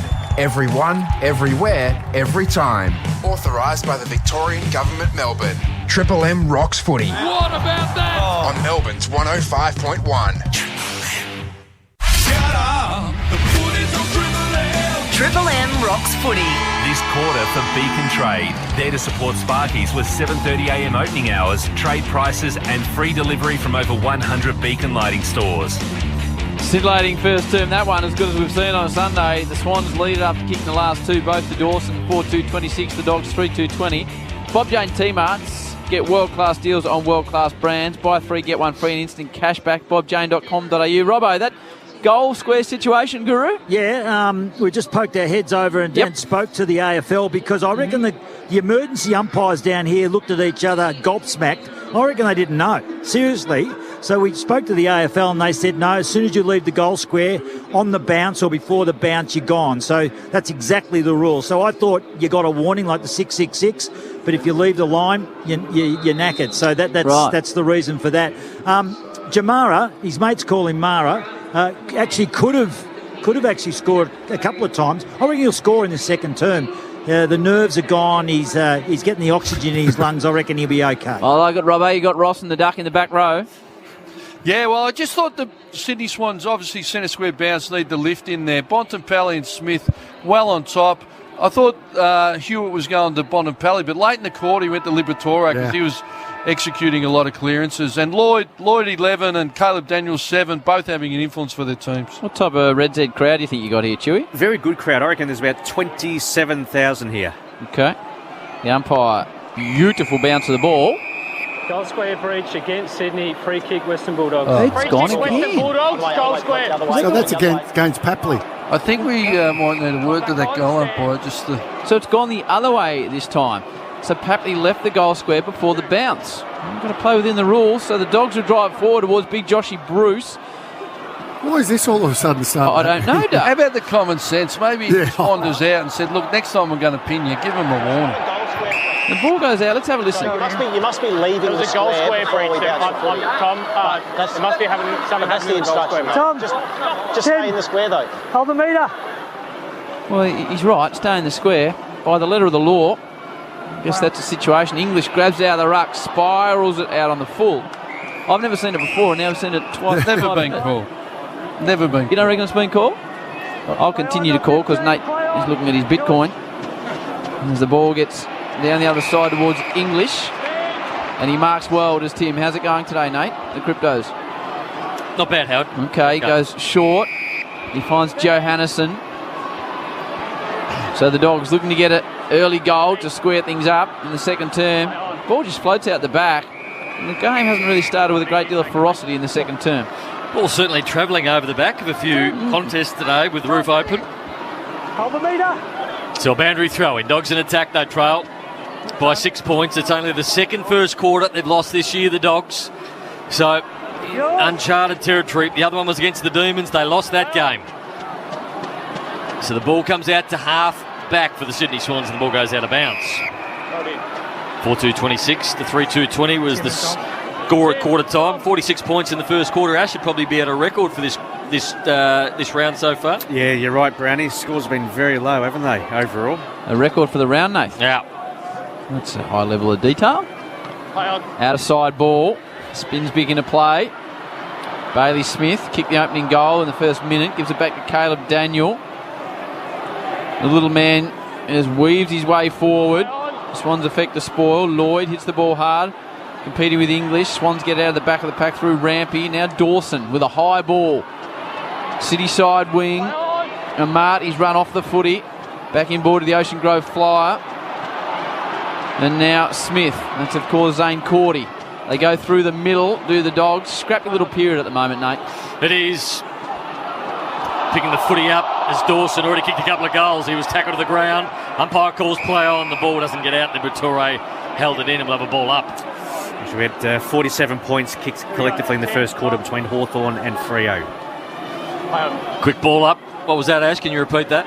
We had 47 points combined between Hawthorn and Freo yesterday. Garcia found his space where there was none. Ugelhagen got ball at the back. Josh Bruce runs onto it. The ball goes out of bounds again. Scrappy start to this second term. Ball in the forward pocket for the Dogs, and we'll have a boundary throw in. So 47 in the first quarter yesterday, Ash. Yeah, so this is the second best. 46 today, I thought though. So it wasn't a record for the day either. So anyway, some would view that as an irrelevant stat, Nate, but I like what you were trying to manufacture. Liberatore caught with the footy by Kennedy. You all right back there, Duck? Yes, Howard. Good. Ball not going anywhere. Dogs trail 26-20, early stages, second term. They're in attack. Ugelhagen, Chewy, Red Zeds. 2 touches, 1 tackle. Okay, Mills, rocket of a hand pass, well done by Garcia. Smothered the ball and took it forward. Tried to get a little snap away. Bodies flying everywhere. Ugelhagen in the vicinity. Comes back to McInerney. Now Dawson, just that little left foot massage is perfect to he in the mint boots. Heaney. So Heaney from half back. He goes with a short one and finds Wicks. Outside 5. We talk about important possessions, Brownie. That one that Dawson brings out of your defensive part of the ground. I mean, that's the reason why they're now on the half-back flank. Just brilliant use. Turned over, Bontempelli. It's a dangerous kick into the middle, only as far as Sydney, and they'll go inside forward 50, a long ball. Papley goes back, uses the body, ball got out the back and gerated really well to Bontempelli. Handball was okay, put him under pressure. Bontempelli goes down. Against Buddy. Off the play, and a short ball finds Richards. Yeah, Buddy just pushed him high after Bontempelli got rid of it. Might just be getting a bit frustrated, the Bud. Hasn't had too many looks at it. Caleb Daniel gets those little legs pumping. That's a beautiful 60-metre ball right through the guts to Liberatore to split them open. Waitman, good as we've seen all weekend, that Rossi, and Waitman will line up from 35. And that's Caleb Daniel's strength, his ability to bring the ball back into the corridor. And why that 45 in the corridor is so important, because a lot of defenders play up in front of their man. You bring it into the corridor, all of a sudden you go from being behind to running out to the open side and taking an uncontested mark, as Waitman just did. Silly by Bud in the end, wasn't it? Because they had the player wrapped up with the tackle. Waitman last week, Chewy was amongst them. 4 majors. For his first for the afternoon from 35. He's got a beautiful style, really leans back on it, but that one he misses to the left. Got a bit of young Nath Brown about him. Yeah, I like him, Duck. Or he's going to be a talent. He's got the sort of the hair and the attitude. 5-point lead to the Swans. He's got one of those sort of tats that Nate's got on his forearm. The bounciness. He's got a bit of class about him too. So the ball from half back towards centre wing, looking for Franklin. Ball comes to ground level. Bontempelli's the one that got it out to Smith. Smith comes all the way back to Keith. Keith back to Smith. Smith from a standing start, centre wing to half forward. Here's that man Waitman. Can't mark it. He was up against 3, but the ball came down to ground level. Dogs are everywhere. Inside forward 50. Here comes Jamara. 1 by 2. Couldn't get it. Went back in. Tried to pick it up. He's still in the contest. Ball flicked out underneath the pack now. And Ed Richards' opportunity, got it out to Hunter. They go all the way back now. They're outside defensive 50. Go back in is Cordy. High ball. Bruce is there. Ball got out the back. There's only Sydney players. That's Lloyd. You're going to go with Jamara? I think it's the way to go. It's hard to say you like it really quickly. I think you're right. Might be a bit of a buddy style. Bob Jane, Mickey Robbo. Go Mara, it's easier. Oh, I'm a bit pissed off, Howie. Oh. Yeah, because John Longmire keeps jumping up. He's right in my eye line. Should I knock on the window? Give him a serve, Robbo. He'll respond well to that. Yeah, shall I knock on the window and tell him to sit down? Yeah, give it a go, Robbo. See how that goes for you. Okay. Wow. Robbo using a bit of blue language on a Sunday afternoon. Always passionate, our man Robbo. And now Kennedy. It's a big hick dog. Driving ball only as far as English. And in fact, it's Keith who goes across to Bailey Smith. A little lethargic today, Bud. Yeah, he'll be right. Had too many opportunities so far. Ball's in the hand of Scott. Hasn't had a stat yet, Huey. Spot on. Okay. Scott plays on. Good hair. Nice pink boots. Down deep towards the dog. That is a good mark by McCard. So much so that the Tune Man in his 20th year testimonial gave it a round of applause. It was a good mark. Courageous mark. Well, they're under a lot of pressure, the Swans defence. I know what the entries are, true, but they just seem to be dominating at the minute. Yeah, this quarter, 7-1 the inside 50s to the Bulldogs. Been able to hold them out though, Ross. They haven't scored yet, the Dogs. As the ball goes to the outer side, Hickey, probably the number 2 ruckman in the competition this year.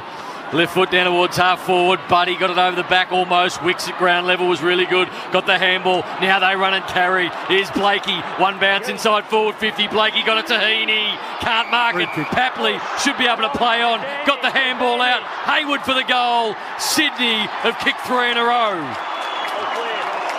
Good movement by the Sydney Swans. And they're now out by 11. 31 plays 21. Triple M Beacon Trade scoreboard. Sporting Sparkies with 7:30 a.m. opening hours. Trade prices. Free delivery for over 100 Beacon Lighting stores. Get the goal. I'm not sure Papa should have taken. No, I don't think he should have taken advantage. No. But it was an interesting play. We spoke about Collingwood taking a contest on the half forward. And that's what the Swans did. Even though Franklin had the 2v1, they took on the contest. The crummer comes in. Yeah. You get through that contest and your golden opportunity to score. Great kick by Blakey to advantage of... And that's why I love Blakey on half back, because he's run and he is a good user. So I think, they've always said that they want him to be able to play multiple positions, play half forward, wing, half back. I think it's a great move for him, and it gives him real bounce. All the coaches in the AFL talk about when you're scoring heavily, it's your run-off half-back creates that overlap, overloads the midfield, creates scoring opportunities. And Triple M Seabus Supers, Ross Lyon, Wayne Carey, the Swans, bang the ball, inside 50 again. They are dominating at the moment. They've kicked the last 3. Johannesson can't keep the ball in. Delivering consistent long-term return for members. Seabus for all of us. You've got Carey and Lyon. That is your Anderson Broad style combination on a Sunday. But that's the frustration. Bulldogs are dominated. 7 entries, haven't scored. Swans take it up for their second entry and goal. So a boundary throw in. Hickey works his way to the front and flicks it at the back looking for Florent, but he went past him and Papley was there to help him out. Papley 1-2. Right foot ball towards centre half forward. Kennedy was good. He was able to tap the ball to himself. What about Dawson? He's already kicked 2. Now Dawson's kicked 3. He's having a purple patch in this game early. Well, I know Dawson kicked the goal, but Kennedy, like you used to talk about Gary Ayres, a good driver in heavy traffic. He didn't flinch going back with the fly, controlled it off hands, and a sharp handball to Dawson on the outside to kick the goal. I reckon he's kicked 3 before, hasn't he, Two-Man? Is this an equal BP? You're all over it, Duck. Equal PB for Dawson with those 3 majors. Equal BP. He's gone to the servo on the way to kick his third. 38 players, 21 Triple M Beacon Trade scoreboard. Yeah, the best personal. Let's go BP. That's personal. Oh, boy. I've got a joke for you about BP. I'll tell you at half time, Dave. No, go now. We've got a bit of time. Well, there's a couple of bees driving a car and they pick up a hedgehog and they run out of petrol, so they stop and one goes round and jumps back in the car and off they go, runs round, goes back in. The hedgehog says, I'll run out and fill it up. This time they said, no, the car only runs on BP. So, what do you think, Nate? I wouldn't have gone with it. Okay. You told me to. For McDonald's and Remont Water. Triple M Rocks football. Liberatore dashed it out the side. And now Hunter, who gets his head taken off just about by McInerney. Hand passes to Garcia, hits 50. The Dogs need something. Down towards Ugle-Hagan. Falls to the little man who bangs it through. Good contest in the air by Ugle-Hagan.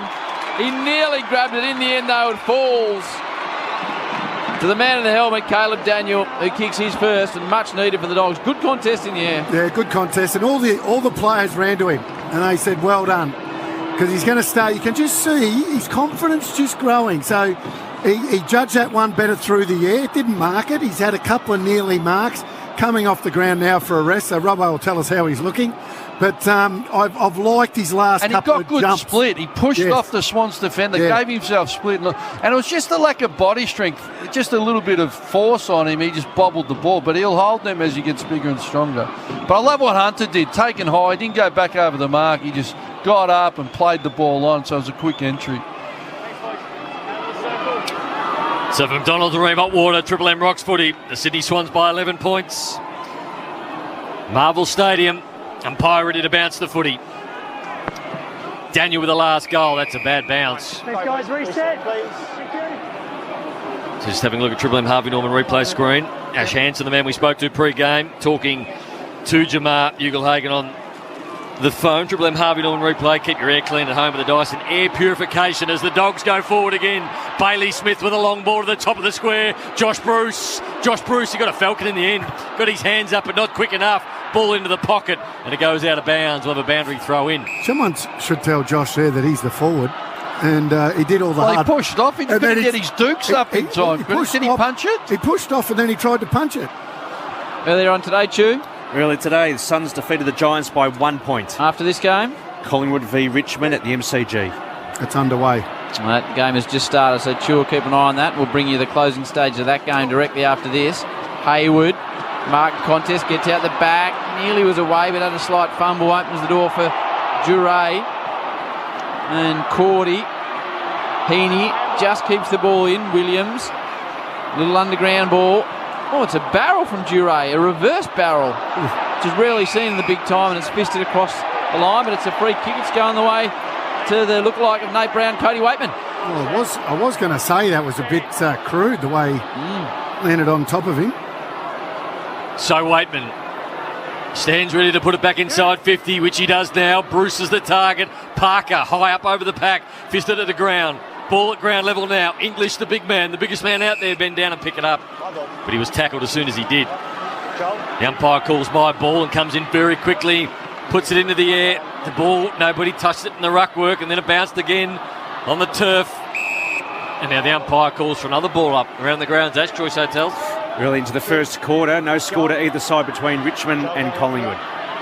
38-27 here, the way of the Swans. Triple M Beacon Trade scoreboard supporting Sparkies with 7:30 a.m. opening hours, trade prices and free delivery from over 100 Beacon Lighting stores. They're open at 7:30, ready to go when you roll in the big van.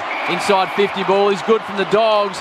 Big contest, and it's Garcia. Sergio flies and takes a good one. He'll line up from 35. Well, he's having a real impact in the game, isn't he, Garcia? Very lively, attacking the ball, presenting up. But McRae's use there, his ability to just step. Bailey Smith clearance again. I'm not sure what the numbers are, but McRae turns inside, brings in the leading Garcia, just a laser kick. 21-11 the clearances to the Bulldogs. And what's Riley Garcia had, Chewy? Garcia for Triple M Red Z. 5 disposals, couple of tackles. He has kicked 2 goals, 1 in his career before today, Riley Garcia, to make it 2 in a row for the Dogs. He's weaving and bending in the air. Oh, Josh Bruce has taken a mark on the line. Over the line. Over the line, yep. Josh has got to give it back. He's not happy, Josh Bruce. He's gone a bit mad. There's no score in the end. 1 point, 28-38. Way the Swans. So Jake Lloyd to do the kicking in. Thank you, Duck. Gets an extra stat. Now he rolls out and he gets that extra stat with a handball into the pocket. Cunningham, short ball. And he's got George Hewitt at half-back, marks it, wants to go inboard. Umpire calls him to play on, so he goes towards centre wing. Dawson from the side. The ball popped out the back. Bailey Lim stepped in and out of trouble. Lockie Hunter threaded the needle. Got the ball out to Ed Richards. He's going to be tackled as soon as he gets it. He was. Dawson came in, was able to get his foot to the ball, close to the boundary line. And the mark taken by Amadi was very nice up against Bailey Williams. We like his hands, don't we, Ross? His ability to, not only his hands, his athleticism, his vertical leap. He gets to the ball. The defenders can't get a fist there. And you're playing game number 6 with Joel Amadi. Bard! First impact. Contested mark. Statless. From the area, likes to bang him home, Duck. 50 on an angle. He actually likes the other side more, Howie. Okay, he likes most sides. The big Bud, his first kick of the match. So he swings the ball for a left footer. He swings it from right to left. So he aims at the right post and it sort of swings back. Okay, so it's an outswing into the right-handed batsman is what you're telling me. Yeah, he doesn't have a draw. He's not a left to right man, is he? All right, Big Bud has been quiet, but I'll back him to snag it. Absolute corker here. Hits 50, hits it beautifully, holds its line. Oh, buddy, you're a star. Big long goal. Hit the post, mate. The post is moving. Oh, no. And it was that, as Duck called it, that fade back. It went from right to left. Right to left. I didn't see goal. We'll have to go to the old Snicko. Edge. In the inside edge, okay. It's called edge. Okay, edge it is then. Wrong sport. You're not going to get the camera angle from the one up the other end, are they? Did he call it a point or a goal? He says he thought it hit the post. Okay, so they're going to have to go to the edge. So Buddy thought it was home. He's shaking his head at what's occurring. 44-28 currently the score, the way of the Swans. Just get the edge up there. So still analysing that. Here we go. That's a goal. Oh no, snick. Oh no, there's a little snick. It's the slightest of edges. Buddy Franklin will have to walk off. He's gone. For 0, Duck. And that's the end of the Big Bud. Unfortunate. One behind. So the Swans will not get the goal credited. And the score comes off 38-28. That's the end of Franklin. 39-28 now. You wouldn't want him to finish on 999 this year, Howard, would you? No. So Bailey Dale to do the kick again. Well, that's why we've got the technology. Out of bounds on the full for Bailey Dale. You're right, Duck. So the Swans, no, They'll have a ball in. No point having it if we're not going to use it. No, you're right, Duck. Bob Jane, Mickey R. Yeah, Garcia down here, just having a look at the video with the doctors. They're just checking that clash that he had on half forward. I reckon he's been given the all clear, Howie, but that's really good stuff that you can actually watch the hit and they give you the all clear. Yeah, fantastic, Robbo. Talk about watching stuff. You're on social media. Have a look at Paddy Mills' three-pointer on the buzzer to knock over Argentina in the Olympic lead-up games by our man that is carrying the flag alongside Kate Campbell. Bailey Dale. Short to Hunter. Centre wing. Goes in. I think the Americans got beaten by Nigeria today, Duck, in the hoops. Yeah, it's called a friendly. Yep. Win to win, though. Now, Bontempelli, what's he got on the Reds' edge, Chew? 11 touches. Goes to Ugle Hagen. He's got his hands on plenty of the air. Mitch Wallace is absolutely crunched. That was nasty, but in the middle of the ground needs to be good by hand. He is in front of Keith. Takes off. He's 150 out from goal, so he just drops a 4. Really well done by Duray, the two-time premiership Hawk now dog. He spun around on Papley and caused the turnover. He just kept his eye on it. Now running through the middle of the marble is Johannesson with the right foot ball. Young, can't mark it. Should have marked it. Got two hands to it. Ball popped out. Garcia's been in everything. Liberatore at ground level. Free kick to the man on the bottom of the pack. And that free kick is going to go to that man Garcia. Is it Garcia out there? And that's Buddy again, just coming in a little bit recklessly, isn't he? Like, he's desperation and intense, but he's just a slight bit of frustration there almost one. Triple M Harvey Norman replay screen. Keep your air clean at home with Dyson Air Purification Range now at Harvey Norman. Just seen the buzzer beat up. That was brilliant, Howard. Well done to Paddy Mills. So here's Scott. Numbers, Ash? Scott for Triple M Red Z. 2 touches. Left foot 55 from home. Long ball. Really good ball. Dogs get the goal. And the Sydney Swans lead by 5 points. The Dogs are 5-4-34. Sydney 6-3-39. Scott gets his first Triple M Beacon Trade scoreboard. He's got to be careful there, Buddy, doing that, because one, you can really hurt someone. I mean, he's over 100 kilos and falling in that part of the body. It was definitely a free kick, but put that goal down to Duray for the Bulldogs. Yeah, the intercept. So the Swans are sort of playing the paddock a little bit, aren't they? They're bringing them up. Buddy playing high, they're turning around, kicking into the paddock. If it had got over the top, it was a certain goal, but Duray's intercept mark was timely. Choice Hotels around the grounds, Chewy? Richmond and Collingwood at the G. 14 minutes before quarter time, no score to either side. What about now, Chew? And the Tigers have just nailed a major, so they're off the mark. 1 straight 6, Collingwood yet to score.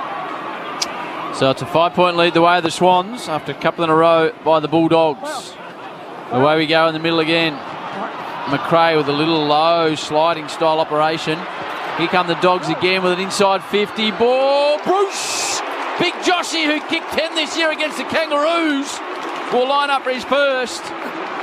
And he's normally a good kick. Yeah, and they get that opportunity again because of a centre clearance. Yeah, out of the middle. Bontempelli's strength, they just can't curtail locking it in there, and they just dished it out over the top. McRae, their setup in there is pretty slick. 32-10 this year. When he kicked the 10, was it 10 straight, Chewy, or that day? I don't reckon it was, but I'll double check for you. Okay, Chewy. It was against the Kangaroos. He's kicked 32 goals, 10. Josh Bruce for his first of the afternoon to make it 3 in a row for the Dogs and give them the lead by a point. Hooks it badly, Joshy. Wow. 35-39, the way of the Swans. Bob J, Mickey R. Yeah, Big Bud off the ground, and lengthy discussions with Longmire down here because the way they're bringing into the forward line, depending on who they've got up there, so they're still talking about that transition for sure. It's Rob over Bob Jane team arch. The ball comes in and finds Errol. Good name. Errol Goulden at half-back. Great name. Not used enough. Left foot. It's a low darting ball. Looking for Hayward. Used his body well but couldn't take the mark. Bell picked it up from ground level. Trying to work his way through 4 of them. Couldn't get through, and the umpire will ball it up on centre wing. 4-point lead to the Sydney Swans. 39 plays 35. 5 minutes 50 to go before half-time. We've got a really good game of footy at Marvel. Ream Hot Water, ask your plumber to install a ream. Steady, hot and strong. Choice Hotels around the grounds, Chewy. Tigers by 6 points over the Pies, almost halfway into the first. Well, McRae with a big tackle on McInerney and then gave him a serve as well, and they got the free kick advantage played. Here goes Hannon. Wobbles along, deep ball forward. Josh Bruce is in the vicinity. I don't see that at all from Jack McRae, but he applied the tackle as it's going to be thrown back in and just gave his man an absolute gobful. Have a look at it on the Harvey Norman duck. Good gobful. So boundary throw in. Dogs have controlled this quarter, but not on the scoreboard. Hickey laid it down. George Hewitt tried to shovel it out. Parker was there too. And now the ball wrapped up. Parker takes it out of his teammate's hands and gets a barrel into the middle. It's a foot race. Who's going to get there first? Johannessen's quick, and he does. But he runs over the footy. He's got teammates to help him out. One of those is Bailey Dale. Bailey Dale, handballs back. He's going to be run down. Got him. Sydney opportunity. Huge turnover. Running through was Errol. Errol's got a couple of players to go to. Low ball. Bad ball. And Taylor Giray's been outstanding at winning the footy back in the air today. And he marks the footy in the defensive 50. Just panicked. Had so much time. Often when a player has that much time, they just overthink it. Just needed to slow the game down. Composure. I mean, he's got lucky twice, Duray, really. He's worked hard to get back, but certain goals missed by the Swans. McDonald and Ream Hotwater, Triple M Rocking Footy Sunday afternoon. Goal apiece between Richmond and Collingwood. Sydney inside 50 ball again. Chop it a little bit. They had options aplenty. Yeah. McRae. There was another one where they actually, the kick was a great kick, but it wasn't meant for his own teammate cut it off. Yeah. You've got to have some awareness who was directed at. What do you got, you on the Reds Eds for us? Yeah, Josh Kennedy, only 6 handballs for the game. Okay. Hickey bashes it forward to his team's advantage. Bontempelli, what's he up to? The Bont, 13 touches. He's a beautiful player. Smith does really well. Runs through 3 Swan defenders. Bruce bangs off his head. Oh no! Landed on the man bun. Now comes back to the ground. McCartan, run down from Ivan Bontempelli, who still goes. Ugelhagen overruns it. Rampy, who I think's got the job on Ugelhagen at the moment. Good luck doing that in your first game. And it is the Swans in possession on the outer side. And McInerney leading by 4 points to Swans. Just under 4 to go before the major break. Well, just on Kennedy, it's such an up-tempo game. It's so quick, it doesn't suit his style. He needs more stoppages and slower game. Lloyd goes lateral to Bud Fox. Fox, low darting ball looking for Bell. Got out the back. Can he get the foot? He's being held off the football. So Bell will get the free kick. Umpire wants him to come back off the mark. Behind the mark, please. I don't know what the numbers tell you, Chew. What's the play-on percentages? But it just seems such an up-tempo game. Both teams just going off turnover. Yeah, Sydney at 33%, which is 8 above the league average. Bulldogs at 24, which is pretty much on par. Bell, Lloyd, and found Franklin on centre wing. Now Buddy's just going to have to go along and hope for the best here. Normally he's the man on the end of this, but Heaney's good enough. Can he mark it? No. Fist to the ground level. Bontempelli sweeps a handball to Bailey Dale. Panicked a little bit, but had Giray on the inside. Giray, another handball. Keith got Bontempelli on the outside. Uses him now. Bontempelli just sells some candy. Then sells some candy. Got himself in a bit of trouble. Got to Liberatore. The Homer Simpson tattoo not working for him today. And he gave it back to that man McCartan. It was a dolt from Duck in the back row, I do believe. He become very good at fullback, McCartan, Ross.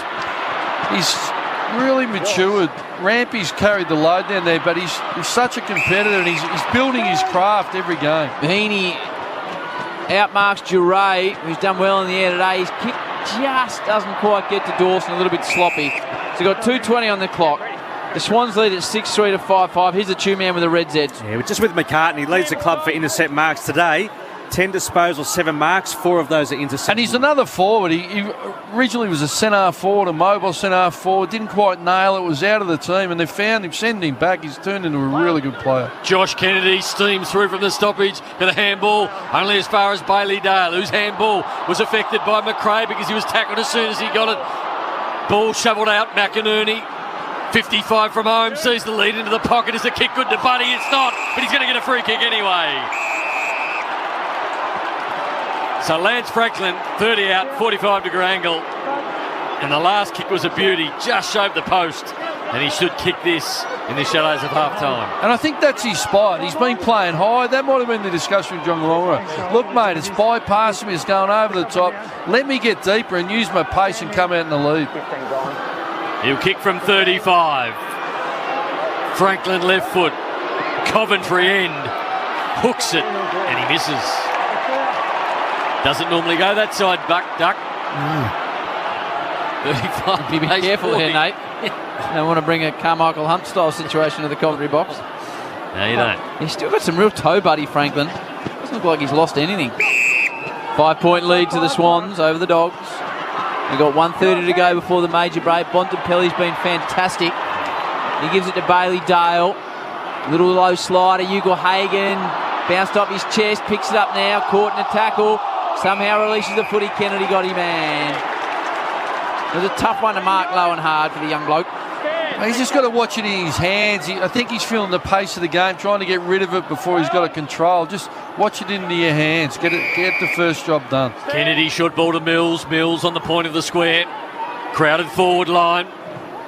He looks towards Hayward, who's going to go front and centre. From the side, Heaney couldn't mark it. That man front and centre, Hayward, have got over the back. Can he pick it up now? Short ball, and he gets it into McInerney. Fisted away by him. Bailey Williams is there. Stood up in the tackle. Was able to get out to his man, Bailey Dale. The Bailey's control, but the Swans will get it back.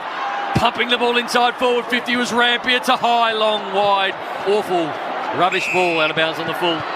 Well, Rampy, for his experience there, he had Hickey at the top of the square on his own. He just at the centre of the ball. Is that a shot, Ross? Yeah, no doubt he blazed away there because it was just to see a blue, red and white wasn't there in the pocket. Giray, real bad short ball off the ground. What about this? Amati with something from the top draw. Incredible goal. Volleys it through from the turnover. What a finish that was by Joel Amati. 46-35 the way of the Swans. Triple M Harvey Norman replay. That is an absolute corker. Well, just when you think you've seen it all. I'm not sure it was Giray was passing it to, but he mishit it almost straight into the shin of Amati. Bit of an Amati party going on in the crowd. Thank you, Doc. Yes, Doc. No, there's a big group. Obviously, a lot of his mates here watching today. Oh. Geez, it was clever, wasn't it? I'm not sure what. Well, you're not going to get too many of them in your career. You might as well take it and enjoy it. Kick it off. Go and set up again. He did. He just socketed it, didn't he? It's like a little finish. But it came off the instep of Giray's boot too. Normally a pretty good kick of the footy, but 18 seconds to go before half-time. The Swans by 11. Party and now to Marty. For McDonald's and Ream Hot Water, Triple M rocks footy. Hickey smothered off the boot. Bontempelli was in there, been huge in the first half. Insta ball forward, bouncing ball. Dawson's got it. He's kicked through already. Dances through half back and he's got it.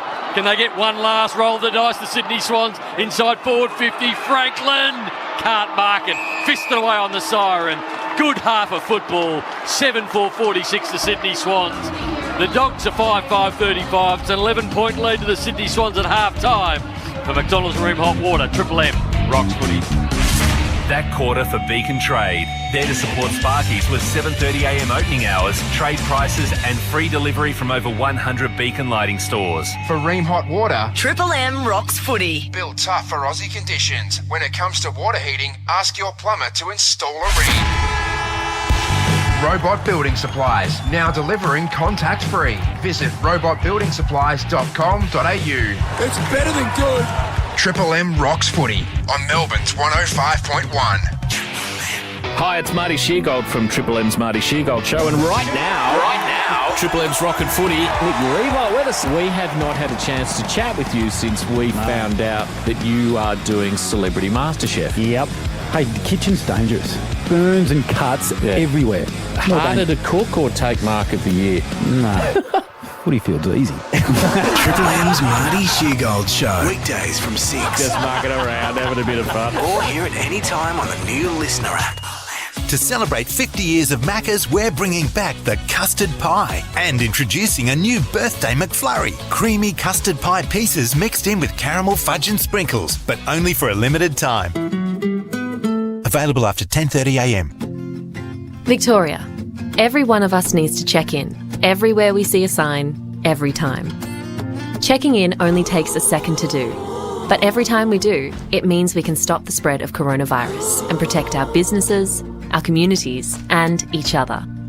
So let's all check in. Everyone, everywhere, every time. For more information, visit coronavirus.vic.gov.au. Authorised by the Victorian Government, Melbourne. Melbourne's best buys. Working on a reno, DIY project or new build? Get all the timber, hardware, kitchen and bathroom supplies you need at Tile Importer Timber Merchant in Oakley South. tileimporter.com.au. Best buys. Family birthday? Night out with friends? That stroll at sunrise? Capture all of life's moments through the lens of iPhone 12. With night mode for stunning low-light photos and video. Take your best shot, day or night. And right now at Vodafone, you don't want to miss our flash sale. Save a huge $500 off RRP when you stay connected to a selected Vodafone plan for 24 months. Plus, get free express delivery. But hurry, offer ends on Monday. Click or call to find out more. T&C apply. Up to 50% off King mattresses and ensembles now at Harvey Norman. That's right. Bigger the size, bigger the deal on selected Australian-made mattresses and ensembles. Up to 30% off double, up to 40% off Queen, and up to 50% off King mattresses and ensembles. Our range includes the best names in Australian-made mattresses from Sealy Posturepedic, King Coil by AH Beard, Sleepmaker, and Beauty Rest. Up to 50% off King mattresses and ensembles. Bigger the size, bigger the deal on selected Australian-made mattresses and ensembles in-store only. Now at Harvey Norman. Freddie Fittler here. When the sun comes up and that alarm goes off, it's time to get out of bed. For some people, mornings are the best part of the day. But for many others, it can be a real challenge. That's because, to wake up well, you need to know how to sleep well. ResMed has been helping Aussies make every morning a good morning for over 30 years. So you're going to wake in your best every day. So start learning with a free sleep assessment at resmed.com.au. Robot Building Supplies, now delivering contact-free. Visit robotbuildingsupplies.com.au. It's better than good. Triple M rocks footy on Melbourne's 105.1.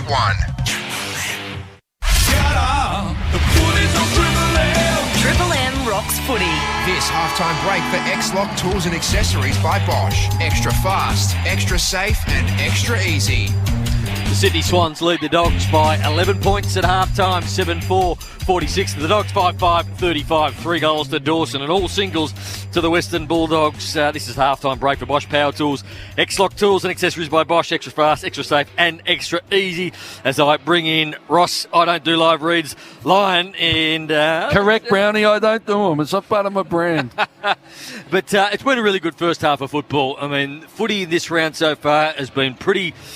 stifled, it's been dour, but this game's been open, it's been very entertaining. Oh, you're spot on, Brad. Loving this game. You know, we did last week's game, Collingwood. I can't remember who was it. Collingwood St Kilda. It wasn't, you know, at this level. These are two top-flight teams that are great at scoring off turnover and trying to defend turnover. And to the Swans' credit, normally you can't score off turnover and transition versus Bulldogs, but I think they kicked something like, we'll get to it, 35 points in a half. So a couple out of their forward 50, but their ability to transition the ball from their D50 3 times for goal against the Bulldogs is very difficult to do against the number one pressure team. But they've got some problems in a centre square bounce, the Swans. Around the ground stoppages are pretty even, but, geez, it's 6-1 in there, and Bontempelli and McRae getting to work. And they've just got 1 or 2 easy goals, I think, out of there. And they need to fix that, because over the course of the game, that will take a toll on the Sydney backs. But both teams, every opportunity, they're not holding up, they're just going.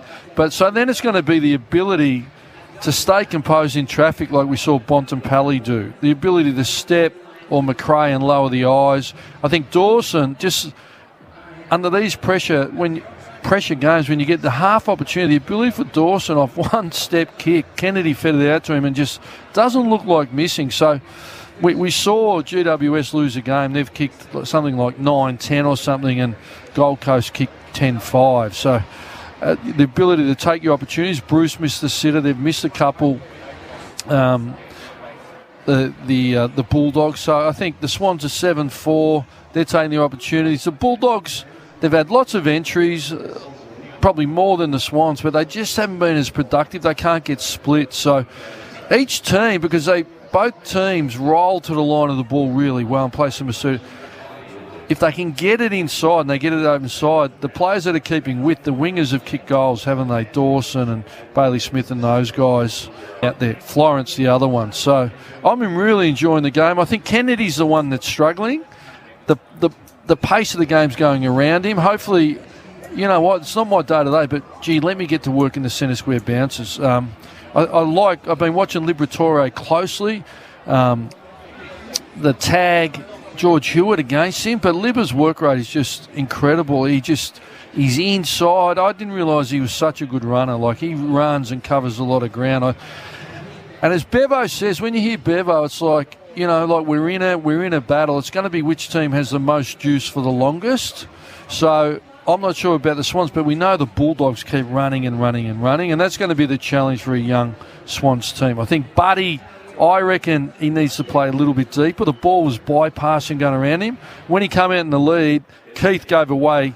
He marked one and Keith gave away a free kick or two. So I think you up the field, if you're Keith and you're playing on Buddy, you go, mate, yeah, get it on centre wing. Yeah, you go beauty. But get out the goal square, you think, oh, my God, where's my support coming from? And because it's such up-tempo and turnover, gee, we're coming back quick. It's just me and him in the square, which we saw at the end of the quarter. But a thoroughly entertaining game. I thought the Dogs had probably the better of the midfield play, more inside 50s. But Bailey Smith, Rampy, McInerney and McCartan, I thought, did a number on. They held up. Yeah, they held up. You're spot on. Like, Bulldogs were dominating 7 entries to 1, and they hadn't kicked a goal.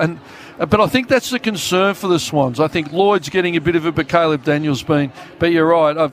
Off the backs are getting a bit of ball. But when you look at the numbers, the Bulldogs midfield's humming. Bailey Smith, he's been electric with his leg speed. Libba's getting the work. Bontempelli, I reckon, had real influence. So I think the real key for them is to get it going around the ground. And English probably lowered his colours a little bit around the ground to Hickey, some of the ruck work. So I think if English can assert himself more, I think they'll go to another level, the Bulldogs. Hickey got out a fair bit on the end of footy too, didn't he? Yeah, which is the thing. I think Hickey's got a good tank, whereas English is... So they would have identified that this one. So let's spread off this young bloke. He's tall and he's dangerous, but let's get him on the spread. He's very mobile, Hickey, and we know he seems to recover from that PCL. He's covering a lot of ground. Ash, let's get into some stats from the first half.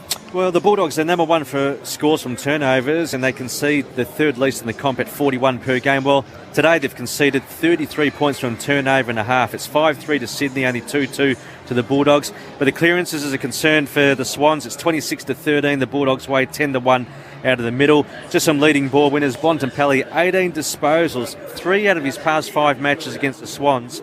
He's been best on ground 3 times with 9 Brownlow votes. Ross spoke about Bailey Smith, 17 touches and a major. Dale with 15, Liberatore 13 and 4 clearances. McRae with 12 and 6 clearances, 5 out of the middle. Ugle-Hagan, couple of possessions, coupled with 2 score involvements in his first game for the Swans. Brownie, 19 to Lloyd, 15 to Mills, and Dawson. He's the number 1 ranked player on the ground, 15 touches along with 3 majors. Nice work, Ash. This is the halftime segment. Amy Clangers. Amy, who covers Clangers? Amy does. Lucky you're with Amy, and Howie just got his sports mixed up. So the Swans building through true centre half back. There's a driving ball out towards the wing. Contest required, and getting a big fist on it was Louis Wallace. Here's the two man with the Reds edge, Chewy. Last 10 minutes, time in the forward half. Bulldogs at Louis Wallace. 77%. Rugby player, was it? Louis Young. What did I say? Louis Wallace. Did I? Louis Wallace. I heard a couple The early. Broncos. Wally Lewis. Louis Wallace. Amy, who covers Clangers? Amy does. And Ash, there's another game going on at the moment. Choice Hotels around the ground need a break. Book, direct and save with Choice Hotels. ChoiceHotels.com. Certainly is, Browdy. We're deep. In fact, it's quarter time. It's Richmond by 17 points over Collingwood. The Tigers 4 straight 24. Collingwood 1-1-7. Well, it's a good game here. Currently, the Swans lead by 11 points. 7-4-46 to 5-5-35 will be after the break. Wayne Carey, Ross Lyon, Mark Howard, myself, and Ash Chua here at Marvel Stadium for McDonald's and Ream Hot Water. Triple M rocks footy. That halftime break for X-Lock Tools and Accessories by Bosch. Extra fast, extra safe, and extra easy. For Ream Hot Water and Macca's 50th birthday, Triple M rocks footy. Ash, did you know that Maccas have been in Australia for 50 years? That's 50 years of post-game Big Macs, Brownie. Certainly is. Did your folks ever treat you to a Big Mac after sport? Yeah, spot on. I reckon most Aussie families would have hit up the Golden Arches after sport on a Saturday. But even after 50 years, there's still plenty to celebrate. Because the big family keeps getting bigger with the Grand Big Mac, and Mac Jr. Certainly is. And now that is worth celebrating. Triple M is your home of rock, sport and comedy. And tomorrow, Triple M rocks footy. Shut up! The footy's on Triple M! This week, Triple M rocks footy on a Monday night. Nice! Settle in, relax and... Sign a big breath of relief. The step shots this year for the tip. Sign our own breath of relief after you got that out.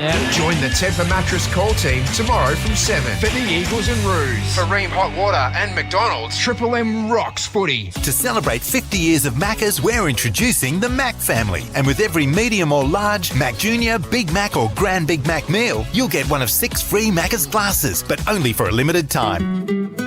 Available after 10:30am while stocks last. Haven't caught the Hamish and Andy podcast lately? You're missing out on some epic power moves. Ideal in social gatherings, particularly when I'm talking to strangers or loose acquaintances. If they ever happen to ask how my work is going, I always respond with, good, but I could use a new PA. The Hamish and Andy podcast, brought to you by eBay Tuesdays. eBay Plus members unlock great value every Tuesday. Download the new Listener app and listen for free. Listener. To celebrate Pie Face's 11 medals at the 2021 Australia's Best Pie Awards, grab a regular pie and a regular sausage roll for just $10. Pie Face, the home of award-winning pies. Selected stores only, excludes vegan pies and donuts. Pubs and hotels want everyone back into venues and back to normal. But we all need to help keep ourselves, our friends, family and staff COVID safe, which means checking with QR codes at every venue. It's so easy. Just scan in, get the tick, and you're good to catch up with friends. Enjoy a night out with the family. Support your favourite local. Support your local and their staff. Always check in, because no tick means no entry. Right now, Porter Davis Homes is offering a Colorbond steel roof as a no-cost upgrade on select ranges, including the Liverpool 25 home, with 4 bedrooms, open-plan living and beautifully proportioned rooms throughout. Plus, Colorbond Steel is also offering the chance to win $10,000 cash.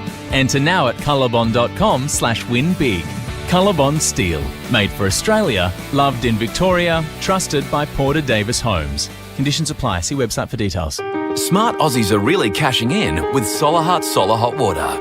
Purchase a Solar Heart Solar Hot Water system, Power Store or Atmos heat pump and get a $700 trade-in on your gas or electric water heater.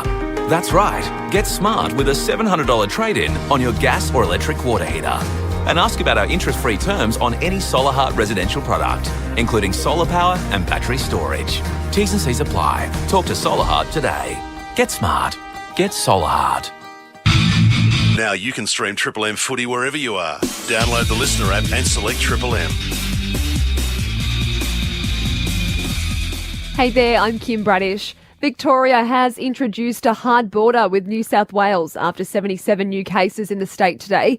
All of New South Wales and the ACT will become a red zone from midnight tonight.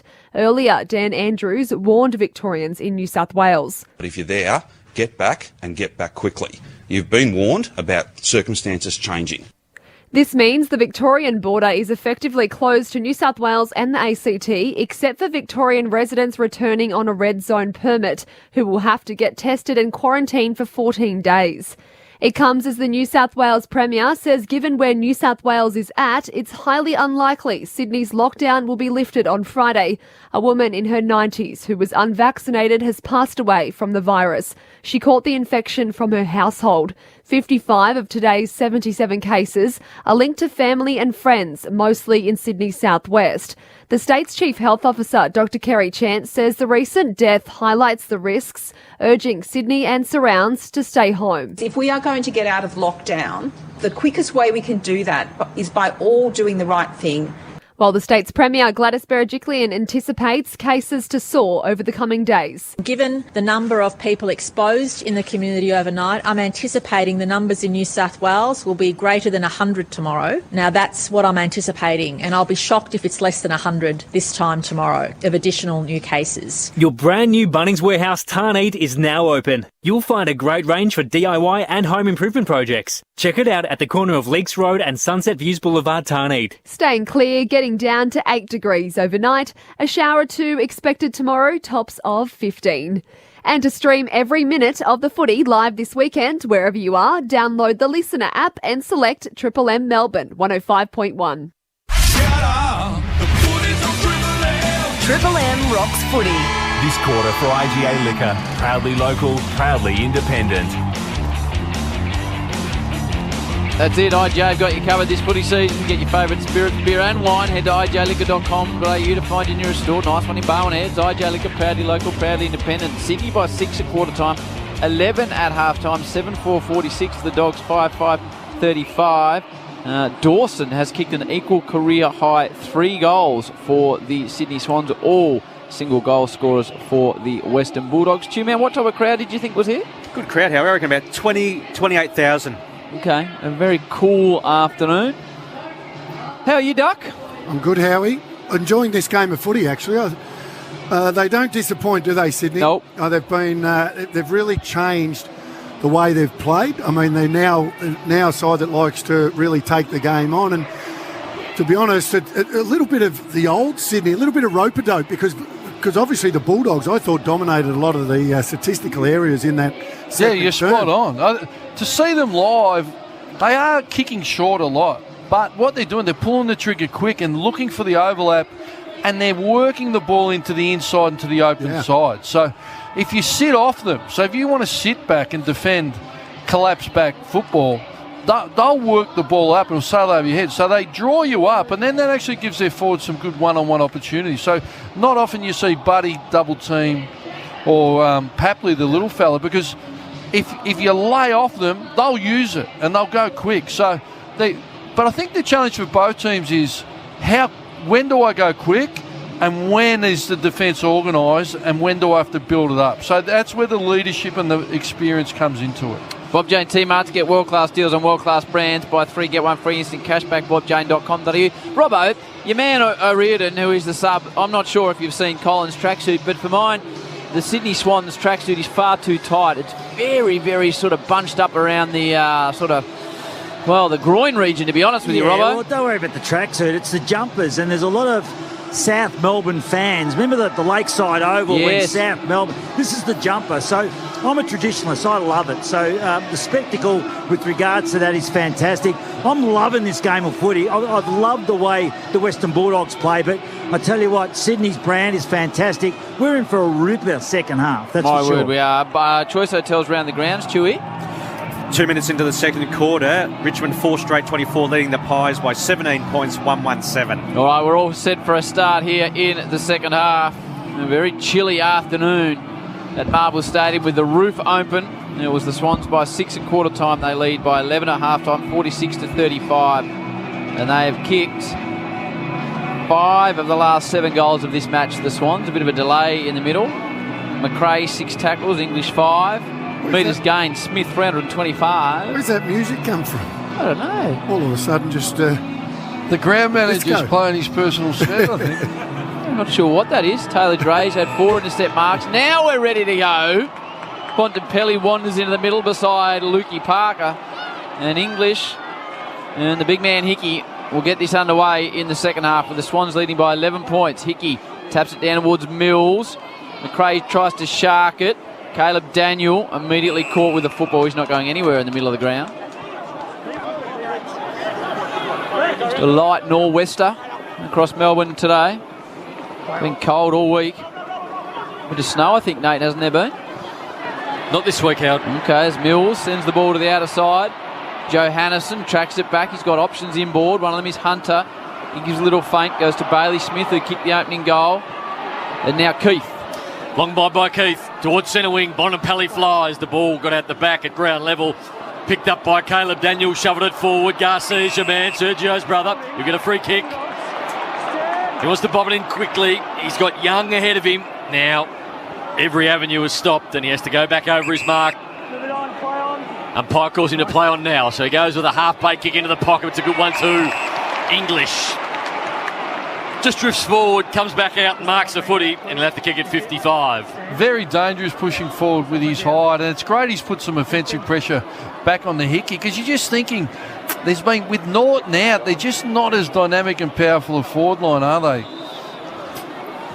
Wayne. So here comes Tim English. He'll have to kick it every bit of 50 plus. He'll kick it right on the paint. Hooked it. He hooked it badly, he's heard duck. Out of bounds on the full. Well, that's when he's most dangerous. And at the start of the year, how many games did he miss, Two-Man English? Has he missed?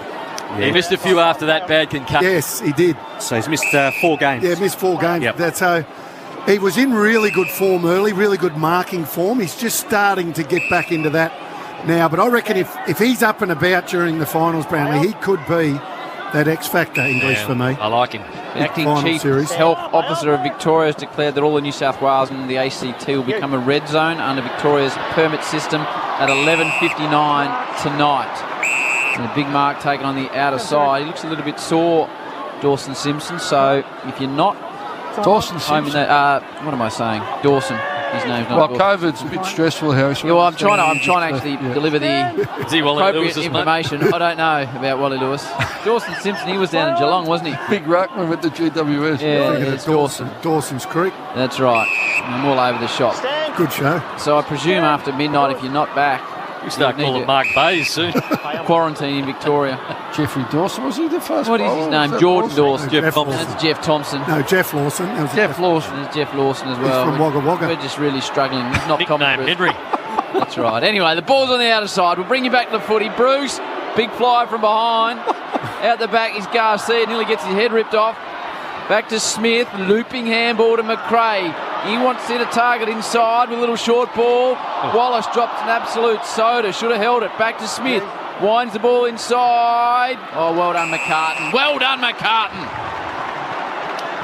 He's become a good footy player. Short ball finds Mills. Mills, another short one to Papley. Still in the defensive 50. The wraparound runner is Lloyd. Lloyd with a short one to Florent. Slowly building the ball from half back towards centre wing. Handball off to Goulden. That's a really good kick to Buddy Franklin on the point of the square. He'll look up and see Hickey out of full forward, leads and just ignores the lead. And now he's going to kick it to the smallest man down there. But it is Isaac Heaney. And then the other ruckman gets back and affects that mark and the ball goes out of bounds. I thought Bud missed an opportunity to get it to his ruckman. And the ball has gone out of bounds on the full, I think the umpire's saying. And Bailey Williams will get a free kick. You're right, Brownie. Hickey had pushed forward like English had done to him. But that was classic Swans play. Short kick, centre back, overlap run, create one-on-ones inside forward 50. And it's a really threatening way to play. You can't zone off them at all. Triple M Seabus Super Special Comments, delivering consistent long-term return for members. Seabus for all of us, that is. Wayne Carey and Ross Lyon. There you Terry Alderman, Jeff Lawson style opening partnership. Jim Ant, Choice Hotels. Tigers leading the Pies by 17 points, 7 minutes into the second. Cunningham, wide ball to Rampy. And for those just joining us, Hugo Hagen in his first game for the Red Zeds, Chewy. He's had a couple of touches and 2 score involvements. Red Z lending loans for the self-employed. Buddy yet to really fire. Yet had a couple of shots late. Didn't connect with either. McInerney inside 50 ball. Papley, dangerous. Parker, brilliant in the pickup. Puts it out in front of Heaney. This will be a goal and a half. Isaac Heaney will not miss. And does not miss. All of a sudden, she's a 17-point lead. And Luke Beveridge, head in hand on the Triple M Harvey Norman replay. Keep your air clean with the Dyson Air Purification range now at Harvey Norman. And he won't get a stat for it, and it's not his strength at all, but Papley. I mean, the kick went into Papley. It was over his head. He had to back back. He had to back back because he had to make sure that the Bulldogs didn't take a mark. So well, it's the one we talk about. You've got to go when it's your turn, and he went. He went back, copped the hit, and then Parker's follow up. Yeah. But I loved Hickey. Just that Shepherd created the space for Heaney to finish. But when I was thinking about the Swans earlier in the year, this is how they played that. But teams closed up the corridor. They said, well, you can kick short, but you're not coming through the corridor. And unusually, the Bulldogs have led him through the corridor consistently today. They need to close it up, pack that corridor, force him around. Don't let him come through. Robbo, Bob, Jane T-Marts. On the back of Howie's comment, I just worked out the fact that the Premier of New South Wales is expecting over 100. It took us 7 weeks to get it under control. That means Sydney's got to stay here for a while. They're going to have to bring their swag, I reckon. Yeah, unfortunately. Robbo, Bob, Jane T-Marts. Get world-class deals on world-class brands. Buy 3, get 1 free and instant cash backs. Keep playing like this. They don't care where they are, Sydney. .au for McDonald's and Remont Water. Triple M Rocks footy. Ball up at centre half forward for the Dogs. Young did the ruck work against Hickey. Young won that one. The ball sitting underneath him and the umpire will ball it up again. Jim, what did you say about the Swans' record here at Marvel? Second best record of any team in the comp, 59% win-loss record. Behind Geelong, it's quite extraordinary for a travelling team. Lloyd spirals out of his defensive zone. And even Heaney, the Superman, can't keep the ball in. Insufficient intent. It's going the way of Richards. That was stiff. It was a bit. So Richards, who some like to call Edwards, plays on. Left foot slider inside 50. Bit of pushing, bit of shoving. Dangerous ball for the Swans. They should mop up. Rampy goes a little step, nearly gets himself into trouble. In the end has to drive it to the near side. Good contest, and Bell doesn't play consistently this bloke, but he's got some toe and looks like an athlete. Gets it off to the run of Blakey at half-back. Darting ball, but only as far as Alex Keith, who the former cricketer took a good slip catch. Not sure he fielded the slips too often. No, big fast bowler. Keithy. A lot better football than what he is cricketer. He's a good cricketer. He's carving out a beautiful career at the Crows. Now the Dogs. Richards, short ball finds Liberatore. Bell arrives late. Couldn't affect the spoil. So Libra on centre wing. Caleb Daniel runs over like he was going to do something intelligent, but then ran back. So Liberatore to half forward. Jamara got over the back. Bruce can't keep the footy in, and the ball goes out of bounds off the boot of Cunningham. Free kick to the Bulldogs. Big Josh Bruce picks it up. He wants to move it quickly. He does that now. English, the man in front, but the only man back there was Blake. He took an easy mark. And the Swans will move to the outer side. We talked about the fruit and nut tattoo and the Homer Simpson tattoo. I could be wrong, Chew. You need to get him in the glasses because he doesn't stop moving. But I reckon Libba might have on his lower ankle what looks like, to me, a Subway sandwich. Subway sandwich. It looks like that. 2 more metres forward. Which would be unusual. Outside 5. So the Swans have got the ball in defence through Rampy. I thought they only did rolls, Howie. Well, they call them a sandwich though, Ross, but they are rolls. It's the Americanism. But that's good Seabus Supers in the back row analysing what type of sandwich they produce. And the ball on the outer side goes across the line. So tell us if you figure out it is a sandwich style situation, Chew. Meanwhile here it's 52-35 the way of the Swans. They lead it by 17 points on the Triple M IJ Liquor scoreboard. IJ Liquor proudly local and proudly independent. We've got a lot of time to go. 13 minutes till three-quarter time. Hickey won the ruck work. He looked for Papley. Papley couldn't take it. Smith picks it up inside the boundary line in his defensive 50 and turns the ball around the corner. Touch play on. Young was tackled to the ground, but illegally in the back against Mills. He's got a runner at the back in Caleb Daniel. Why not? Very good kick of the footy. That one looking for Waitman, and Waitman couldn't get there because McCartan, who's doing a fine job, fisted out of bounds. Centre wing boundary throw in. 8-4-52. Sydney. The Dogs are 5-5-35, find themselves 17 points down at Marvel. Triple M IJ Liquor scoreboard. Well, Caleb Daniels currently running on ball. He's been half foot. I think they're missing his creativity off half back and his composure just to set up some attacks and some rebound scores. Rossi Lyon killing it on a Sunday alongside the Dark. Choice Hotels, Chewy. Tigers 5-1-31 leading the Pies by 23 points. 1-2-8 halfway into the second. Hickey in the ruck against Lewis Young. Comes out the back to Blakey. He drops off the back of the contest and hand passes to Cunningham, who looks for Wicks down the line. He fumbles it across the line, so it'll be tossed in City side earlier on today, Chewy. Early today, Howie. Suns defeated the Giants by 1 point, so GWS 2 points outside the 8. So City side of Marvel Stadium, the boundary throw in. Bontempelli tried to run onto it, but beating him to it was Blakey. Left foot inside forward 50, diving. Franklin couldn't get there. Alex Keith picked it up. Underground handball. Got it to Mitch Hannon. He was tackled straight away. Couldn't get the footy out. Umpire picked out a free kick. And it's going to go to the Bulldogs. That was soft. Got it out to Caleb Daniel at centre half back. The advantage was paid to half forward. Here's my man Waitman. Waitman looks for Hayden. Ugle-Hagan, can he get there? Can he get there? He can't. He's going to be tackled to the ground and the ball goes out of bounds. We're very keen for that young man to get his first goal, but it's not going to come on that play. And out of bounds it goes. No, they're making it hard for him, aren't they? And even off the footy, there's a lot of just touches, little pushes here and there. I asked that pre-game, Duck, and I didn't get much. You didn't ask it. You made a statement about it. Dawson, not Simpson. By hand. Hewitt, little underground ball. It's a fantastic Mr. Fox. He goes back to Hickey, who had Waitman right in his back pocket. He wasn't getting out of there, the big boy. And it'll be tossed up. Here's the two man with the red Zeds. Low numbers for the Bulldogs in this quarter. Liberatore, 1 disposal, and Bontempelli just the 1. The Dogs need a goal badly.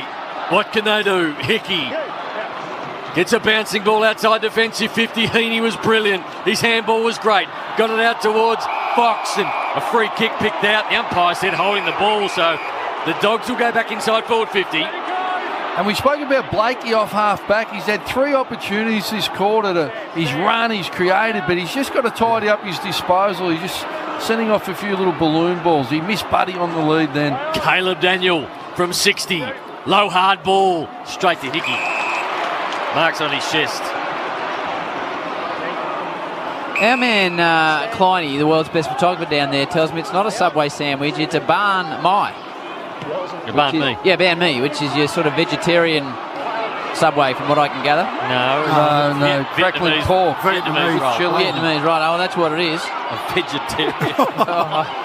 That's Heaney goes inside. It must have been a bit lost in translation. Good grab by Wicks. They're very nice. Are they? Yeah. Nice enough to get one tattooed on your ankle?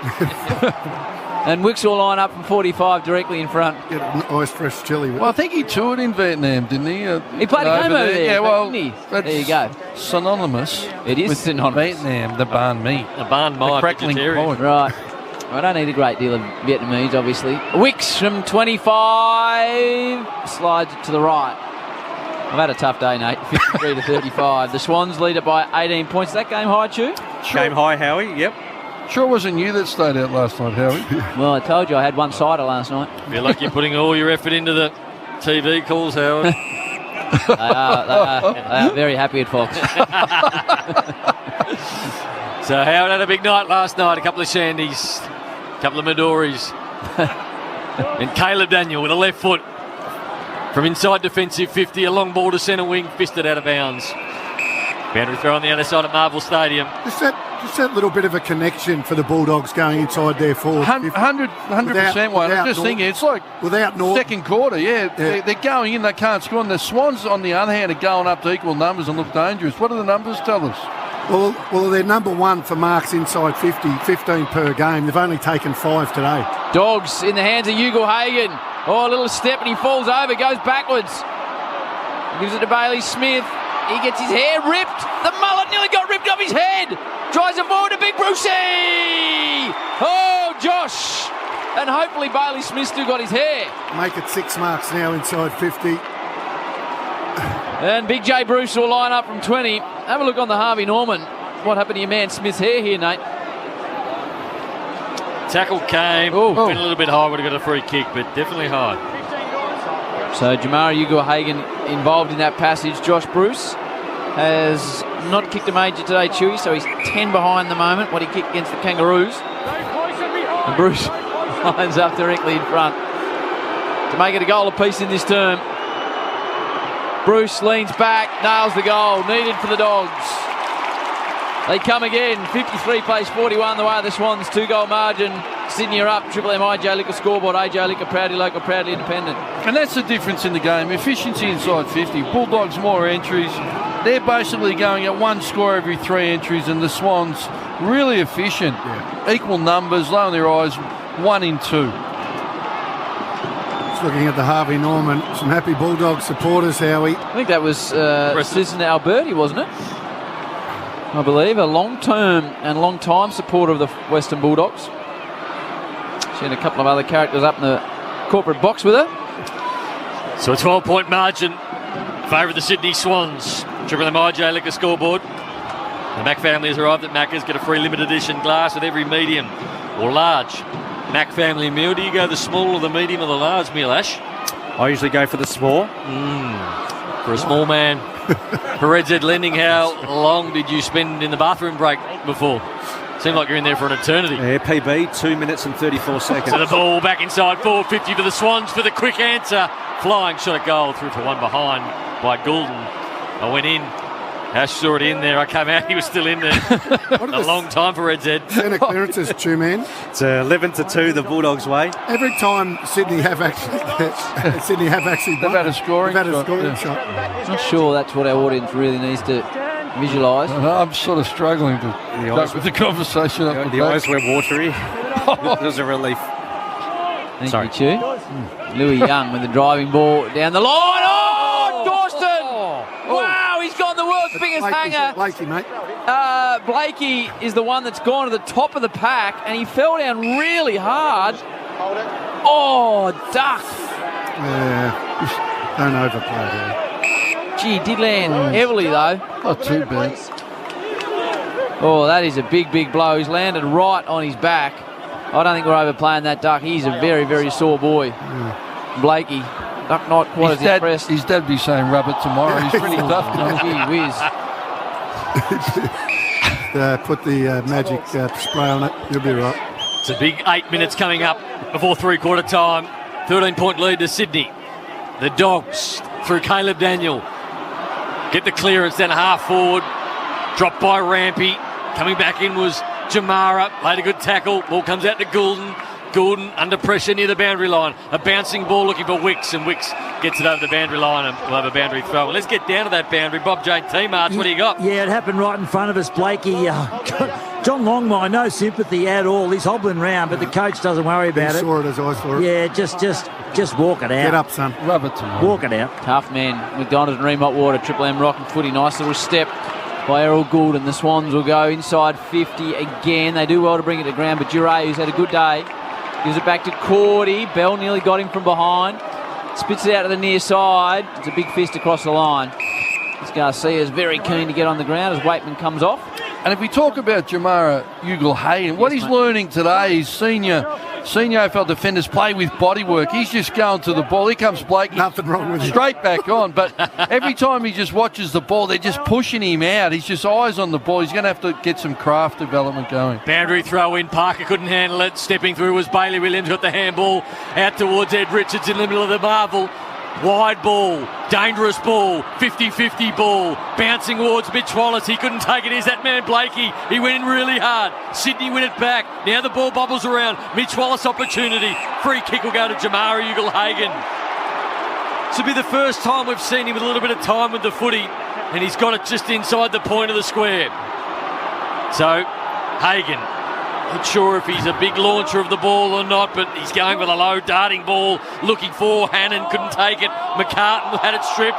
Opportunity for Scott, and the ball goes out of bounds in the end. We'll have a boundary throw in. Well, Hunter not happy with Scott there. Scott off the ground ball, had front and square. Hunter in his vision, who's the left footer, just handball front and square, and he would have had a shot on goal. Haven't seen many better games than this on a Sunday, I don't reckon. Well, not this year anyway. No. You've just seen him on the Harvey Norman, have you? Big tackle applied by Caleb Daniel. Took up the whole Harvey Norman. What are you saying, Duck? He's had a few banh mi's. Right. Okay. A good man, the Fev. Now goes to Blakey. He goes to McCartan. She's a tough crowd here, too, isn't it? It's very edgy. Yeah. It's probably the most edgiest it's been for a Sunday call, I reckon. Yeah, it's more got a Friday feel to it. I just definitely heard a snort in the back row there. So and there's a pig wandering into the back of the box. Who was snorting there, Ross? It was Noodles, was it? Contest on the wing. Driving ball, Buddy hasn't been a factor. He's done a good job.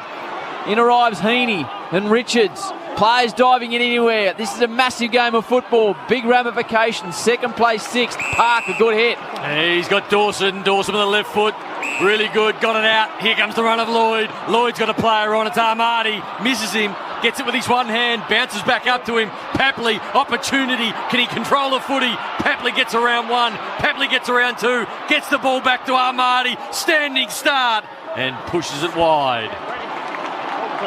Through for one behind. Well, I love what Lloyd did then. The overlap ran. He was there for handball receipt, but he said, no, you turn, you go. And then I'll get the next one. So really selfless play by Lloyd. McDonald's and Ream Hot Water, Triple M Rocks footy was Sydney by 6 at quarter time, 11 at the half. They currently lead it by 14 points, 5 on the clock before the final break. Nice elevation by Big Timbo English on the outer side. Pleasure to call such a good game of footy on the M's on a Sunday. English, he's very unsure of what to do. So he gives it to Duray. He's had a good day. Up and under, City side, tough to mark. Parker runs underneath it. McCartan, he'll look for the boundary line and finds it. What are you seeing, Chewy, on the Red Zeds, big boy? Yeah, Triple M Red Z. Caleb Daniel in this quarter. He's had 9 disposals and 4 clearances. Number 1 ranked player for the Bulldogs in this term. 1 goal apiece. The Dogs can't get through at the moment. Boundary throw in. Out of side Marvel Stadium. that man, Caleb Daniel, gets a free kick, playing on ball at the moment. Handball quickly, advantage paid. Bontempelli lopes away like he does, steps inside, got the handball out. Stepping inside was Garcia. He got the handball. Wallace, short ball. Ugelhagen, tackle to the ground. And the Swans wrap him up again. Every time the young man gets near the ball, they wrap him up. They really do. Getting some great feedback today, what the level's about. Keep working on your game. But that was classic Bulldogs. Smooth move there, Bontempelli. Bring the hands in the overlap. Block, Bulldogs.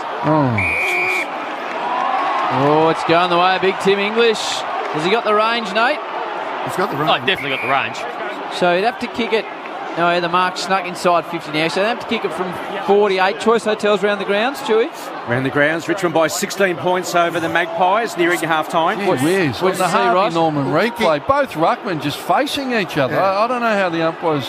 He hooked the last one, that one. So just he'll know that he did that. Big Tim, the most polite footballer in the competition from 48, leans back on it, drives it right to the teeth of goal, quarter behind. Let's have a listen. Yep, quarter behind. So the score now, the Swans are 55, the Dogs are 42, 13-point margin City, 3:52 to go before the final break. So Lloyd to do the kicking in. Always plays on, mate. He does, because he loves getting those stats. And he goes wide to the outer side. Fly out there. Good one by Amati. Gee, you can take a strong contested mark for a young player. That's a nice one. Low, hard darting ball. Looking for Hayward, who stands and delivers.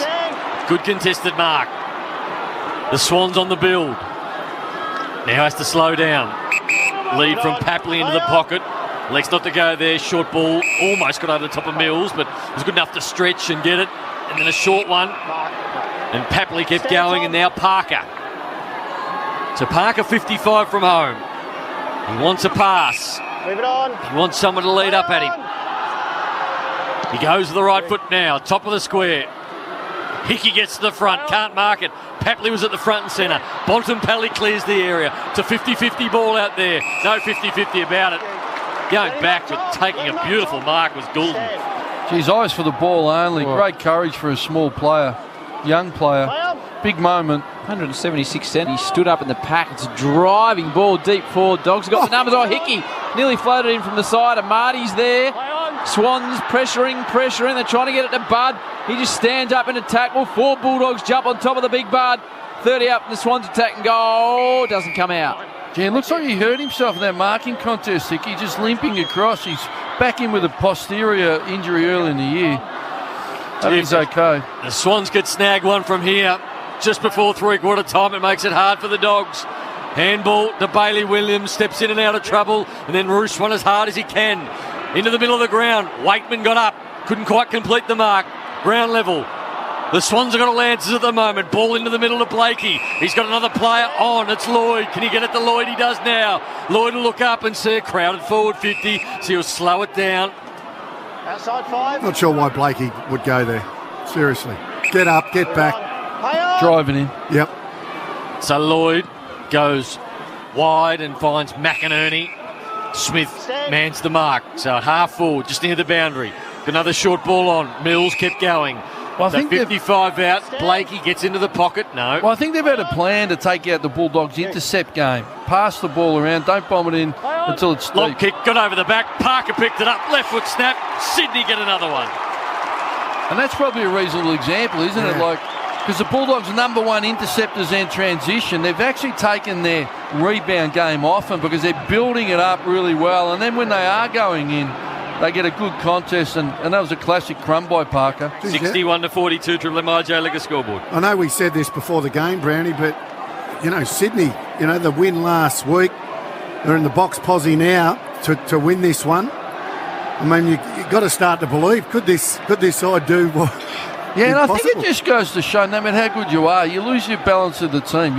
You put Norton back in, you get Steph Martin and English. They just, everyone gets injuries, and that's why Hipwood going down is a real challenge for Brisbane. That balance can change quick.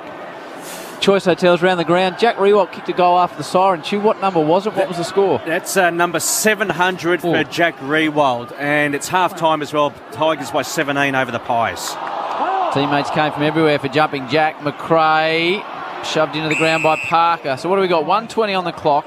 It's a 19-point lead the way of the Swans. And the Swans are rolling one back. Heaney's come up from the forward line up to the midfield stop, and you pushed Mills as a 7th defender. That's what you get. Ross Lyon, fresh out of the box. He tells you what is happening on the M's pretty much before it happens. Alongside the King, Wayne Carey, the Chew Man, Robbo, Noodles, Brown's your team on a Sunday. Hunter straight lines the ball. He's got 3 Swans around him. Numbers win out as you'd expect. Florent got one in the back. Kicked the opening goal of the match for the Swans. Now McRae wobbles the ball forward. Oh, McCartan. How many intercept marks has this man taken, Chew? Triple M Red Z intercept marks. He has taken 6. Oof. And he's outmarked Waitman there, but you can only go who you're up against, and he's been strong all day. The back, play on advantage. So the Sydney Swans on centre wing, get the ball to Gould, looking for Franklin at half forward. The kick was a leap to Franklin. Down to 30 seconds. He's 55, have to kick at 60. I reckon with an arc and the man on the mark not moving, Bud would back himself from here. Oh, he had Parker. He's looking forward to going now. Unload to the left. He gets to 50. It's Buddy time. But he pulls it through for one behind. 62 plays 42. 20-point lead. Triple MIJ like a scoreboard. 10 seconds till three-quarter time. And in the end, he realised he had more room. So, well, the stand ruler really's helped Buddy, who goes around on the arc. You take the ground. He's such a long kick. He starts kicking him from 60. Game high, Chew? Game high, Howie, at 20 points to the Swans. So all the work to be done by the Bulldogs in the final term. The Swans lead at 62-42 at the final break. Don't go anywhere. This is a ripping game of footy. A few twists and turns still to come. The Swans 9-8. The Dogs 6-6. Sydney by 20 points. Quarter time. Three-quarter time score. McDonald's and Ream Hot Water. Triple M Rocks Footy. That quarter for IGA Liquor. Proudly local, proudly independent. For Macca's 50th birthday, Triple M Rocks Footy. the Mac family has arrived at Macca's. Get a free limited edition glass with every medium or large Mac family meal. Let's all check in. Everyone, everywhere, every time. Authorised by the Victorian Government, Melbourne. Triple M Rocks Footy. What about that? On Melbourne's 105.1. Hi, it's Marty Sheargold from Triple M's Marty Sheargold Show, and right now, Triple M's Rocket Footy. Rebo with us. You'd rather be North or Collingwood? Right now? That's a great question. I'll take North every day of the week. I think I'd rather be Collingwood because of the Wrong answer. Because Triple M's Marty Sheargold Show. Weekdays from 6. Just mucking around, having a bit of fun. Or hear it anytime on the new Listener app. At Harvey Norman, healthy air means a healthy home. Know your air is clean with the Dyson Air Purification Range. Now at Harvey Norman. Like the Dyson Hot Plus Cool Purifier Fan Heater. Its innovative filtration system and super sensors diagnose air quality to remove 99.95% of airborne particles, such as allergens, bacteria, viruses, pollen, and mold spores. Or the Dyson 3-in-1 Hot Plus Cool Purifier Fan Heater from $649. Be in control of the air you breathe. Healthy air means a healthy home. Now at Harvey Norman. This Supercars update is brought to you by Bendix Brakes. Put your foot down with confidence. He's done it again. Shane Van Gisbergen has outgunned teammate Jamie Whincup in a relentless fight to the flag in Townsville. Just like yesterday, the series leader reeled in the 7-time champ on lap 77 of the 88-lap slog to snare win number 10 of the season, his 50th overall. Ford's Anton Di Pasquale, the best behind the balls, in third. Bendix Brakes. Put your foot down with confidence. I'm Dr. Paul Gow. As a gastroenterologist, I know how vital liver health is. In fact, 1 in 4 people in Victoria have fatty liver disease.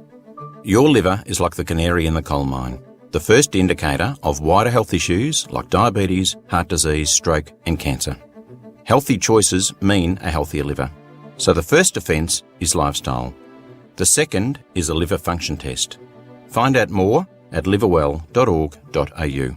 If you run a local business, us radio listeners would like a word. A word about your garden centre sale. A word about your new online store. A word about your famous meat pies. Because you've got the things we want. But unless you advertise it, we won't know about it. So get on the radio. Then it'll be your store we go to. Your website we visit. And your name we remember. Come on. We're all ears. Advertise on radio and watch your business grow. For help with radio advertising, visit radioalive.com.au. The future of mobile is changing forever. With Optus Flex, you can now activate your mobile plan in minutes, anywhere, anytime. No need to wait for a SIM card or go to a store. And you can change and manage your plan all in a few clicks in My Optus app. It's about time mobile plans were this simple. It starts with yes. Make the easy switch to Optus Flex today. Visit optus.com.au/connect. eSIM-enabled device required. In-app connection on new numbers only. Let's all check in. Everyone, everywhere, every time. Authorised by the Victorian Government, Melbourne. Triple M rocks footy. What about that? On Melbourne's 105.1. Triple M rocks footy. This quarter for Beacon Trade. There to support Sparkies with 7:30am opening hours, trade prices and free delivery from over 100 Beacon lighting stores. Sydney by 6 at quarter time, 11 and a half. They kicked a 2-goal-to-1 term to lead it, 62-42. The Swans by 20 points earlier on today, Chew. Earlier today, the Suns defeated the Giants by 1 point. Directly after this game, we will play the song of the winning team, and then we will go to the game between Richmond and Collingwood, where the score is. It's half-time. Richmond 7-2-44, leading the Pies by 17, 4-3-27. Thanks, Chew Daddy. Bob Jane T-Mart to get world-class deals on world-class brands. Buy 3, get 1 free and instant cashbacks. BobJane.com.au. You're enjoying this, aren't you, Robbo? Good game of footy. I'm loving it. I'm loving the St Kilda game, and I'm loving this one because this is like the top two, like the Western Bulldogs want to finish top 2, and Sydney 6th spot and chasing, and they're desperate to win this. Contrasting in the coaches, Longmire straight out to his huddle, where Beveridge, in his 150th game as coach of the Western Bulldogs, spent a lot of time arranging his side. So, this is going to really test them. What are they, about 3 down already? So, see if the Dogs, if they're going to be a top 2 side, let's see how they go in this last term. Not over yet, Robbo, and I'll tell you why, because I love looking at the stats at three-quarter time, and the Dogs have won nine last quarters, but they've outscored the team. They're number 1 in the AFL by 216 points, number 1 in the AFL in the last quarter. So they will come, and they'll come hard. Well, they need to bring it to life. Like we spoke about pre-game, who can take whose game off them? Well, the Swans are taking the Bulldogs' game off them. They've had 48 uncontested marks. They'd normally have 70 by now, whereas the Swans have had 100 marks, basically uncontested, 95 of them. So the Swans have got their game up and going. If the Bulldogs don't spread the ball, if they don't make the Swans defend, they cannot win this game. Just seen a photo of the barn meat, and I've just had another look at Libba. I reckon on the other inside calf he's got a gingerbread man. Yeah. Just for those that follow that. Water. Triple M rocks footy. Last quarter underway. The Dogs trail by 20 points. Bontempelli streams out of the middle. Left foot inside, forward 50. Waitman's the target. Bruce 2. Got over the back. Johannesson's there. Picked up by Scott. Bruce went back in with it. Handball. Back towards Young. High up and under ball. Not going to be a goal. Into the pocket. Can the Swans take a mark? Oh, that's a dead almost heat. A 50-50 dead heat. The umpire says yes. I'm going to ball it up at the top of the square. I reckon that's a fair call by the umpire. It's the Swans, if anything, really. Yeah. I would have thought that's Rampy's mark. So the Dogs pressing early. They need a big start. They trail by 20 points at three-quarter time. We do have the advantage of the Yeah, they have. It's very difficult. It's easy from up there. Just having a look at the Harvey Norman. Yeah, Rampy. Keep your air clean at home with the Dyson air purification range now at Harvey Norman. You got one of those, Chewy? No, but I'm looking at it. Liberatore off the ground, misses. Oh no, that would have been a big goal for the gingerbread man. And Robbo spoke about moves. They've gone to the signature. Caleb Daniel, a half-back. We've seen that in another game earlier in the year where they needed to get across the line. So hopefully give him run and distribution. Good kick out by Lloyd to McInerney, and the run comes from Dawson, who's kicked through already. Handball to the outside. Mills stands and delivers with a handball. Not a great handball, though. Opportunity now for the Dogs to run it down, and they do. Smith. Handball, heard the voice, look for Bruce, got to Garcia. Garcia does a 180, then gives a nice little ball to Hannon, who has to pick it up on the bounce, and can he keep it in? He can't. Ball goes out of bounds on centre wing. Boundary throw in Ash. Garcia's showing a little bit of composure. Yeah, he is. He's had 12 touches, Garcia, but Bailey Smith, number one ranked player for the Bulldogs, 23 disposals, 1 goal, 1. Triple M Red Z Lending stats. Red Z Lending loans for the self-employed. That's the Chew Man, year 20. Testimonial year for the Chew. Very important financial year for him and his family. Free kick for holding. It's against Isaac Heaney, and it's going the way of Jay McRae. AFL logo, centre wing. Lights in full effect now at Marvel. A cool evening in Melbourne. Waitman flies from behind the pack. There's Garcia again, gives off to Waitman. Had a little bit more time than he thought. Drives the ball forward. Bailey Smith competes with Fox in the air. Rampy. Oh, it's got to be out deliberately. It's just going to have to be. Yep. And it is insufficient intent by D. Rampy. Ream hot water. Asher Plummer to install a room. Comes on steady, hot and strong. Just like you. So Bailey Dale, normally a beautiful kick of the football. This one to the top of the square. Bruce is the flyer. Got out the back. Hunter, quick one. Out to Waitman. Smothered off the boot, was brilliant. Picked up by Sydney. Can't clear the footy. Mills came in. Had another go at it. Garcia was there. Got it out to Johannesson. McRae with a little lifter. And it got it out very nicely. Composed. Ball. And the big man, Tim English, takes an easy mark. It's been all Bulldogs, hasn't it? Yeah, it's only the desperation of the Swans. Cunningham, full body smother. You're unlucky that they didn't sort of been able to get out of their D50. But the desperation here of the Swans, just to close their time and space, they were always going to come, the Bulldogs. They just got to hold their nerve and control the ball a little bit. English to kickstart the Dogs. Right behind this one, 30 out, 45-degree angle. English has now missed 3. Bad miss by the big man. 44 plays 62. 3-goal ball game. Triple M Beacon Trade scoreboard supporting Sparkies. 7:30 a.m. opening hours. Trade prices and free delivery from over 100 Beacon lighting stores. So the Swans with a handy 3-goal lead. Early stages, final term. Hickey uses his strength on English, takes a strong grab. Buddy, what are his numbers, Chew? Buddy Franklin, 7 touches, 3 behinds. Keith's had him everywhere. Buddy, a couple of grabs. It's been one of those days for him. Hayward hits the pack. Clever tap from Buddy. Didn't quite work out. Hayward roves the ball. Stripped to the footy. Out of bounds. And the game's set up for Bud, really, isn't it? Like, Keith's been tied on him all day and that, but you just know at some point it's coming, Ross. He's going to get an opportunity. So boundary throw-in. They've been good today, the boundary throw-in, boys. They've got some really good distance, and that one's a good one as well. I don't like it when they fall short. Parker got it to Kennedy. Kennedy snaps one across his body, back inside forward 50. The bouncing ball is dangerous. The Dogs the first one there. Free kick should be to Bailey Dale. Not paid by the umpire. They'll get out anyway. Caleb Daniel. He's got Johannesson. Can the kick get there? Instead goes for Waitman. Didn't get there. Sydney opportunity. Picked up. Lockie Hunter got in the way. Tried to go an underground ball. Didn't get where it wanted to go. Florent was there. Taylor Giray got tackled to the ground. Opportunity for Mills. Back inside forward 50. Bouncing ball. Sydney can't control it. Ball out near the boundary line. We'll have a boundary throw in. Just true. It's been a high pressure game. It seems that way all day. What are the numbers telling us? What's the pressure number? Yeah, the pressure rating, Ross, in particular in this quarter, Bulldogs at 247, Sydney at 218. Off the chart. 180 the average. Ross Lyon, Wayne Carey, Triple M Bus Super Special comments. Hurried snap out of the pack from Papley. Buddy's underneath it with Keith. Arriving on the scene is a couple of Dogs defenders. Buddy picks it up, goes for a little screwing check side. Punch through from behind. In the nick of time, the Bulldogs defenders, 44-63 the way of the Swans. Triple M Bus Supers delivering consistent long-term return for members. Bus from all of us. You got Ross and Duck, and there is no better on any sport anywhere around the world, I think, than those two in the back row. So Bailey Dale goes for a long one, looking for English. English crashed the pack. He was able to get his own footy and got it to Hunter, who just inched it forward. He's looking for Smith. He couldn't get there. Smith goes back in to try and pick it up, and he did really well. He was tackled, though, and the ball held up, and we'll have a ball up. Who's that bloke they bang on about on the NFL, their special comments man?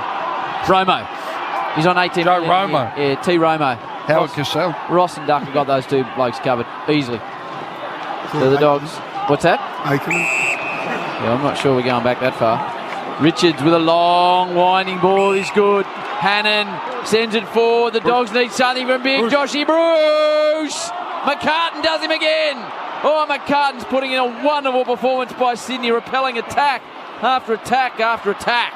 They just can't get the ball into a goal-scoring opportunity at the moment. The Dogs are going to get another opportunity, though. tackle. Well, made by Bruce just Hunter. let him come back into his space. He just had to come forward and check and create a pocket. It would have been an uncontested mark. Looking for Bruce. Fisted down. Sydney with the numbers and the answers at the moment. Clear the footy to centre wing. Geray's been good in this situation all day. Against Papley, he's good again. Leaves Papley for dead. He's able to have a bounce. Papley's still on the ground. Geray, sweeping handball, got it to Hannon. Hannon, left foot inside forward 50, looking for Young, got over the back. Young felt for the footy. He's going to get a free kick. The umpire, surely that's not a free kick.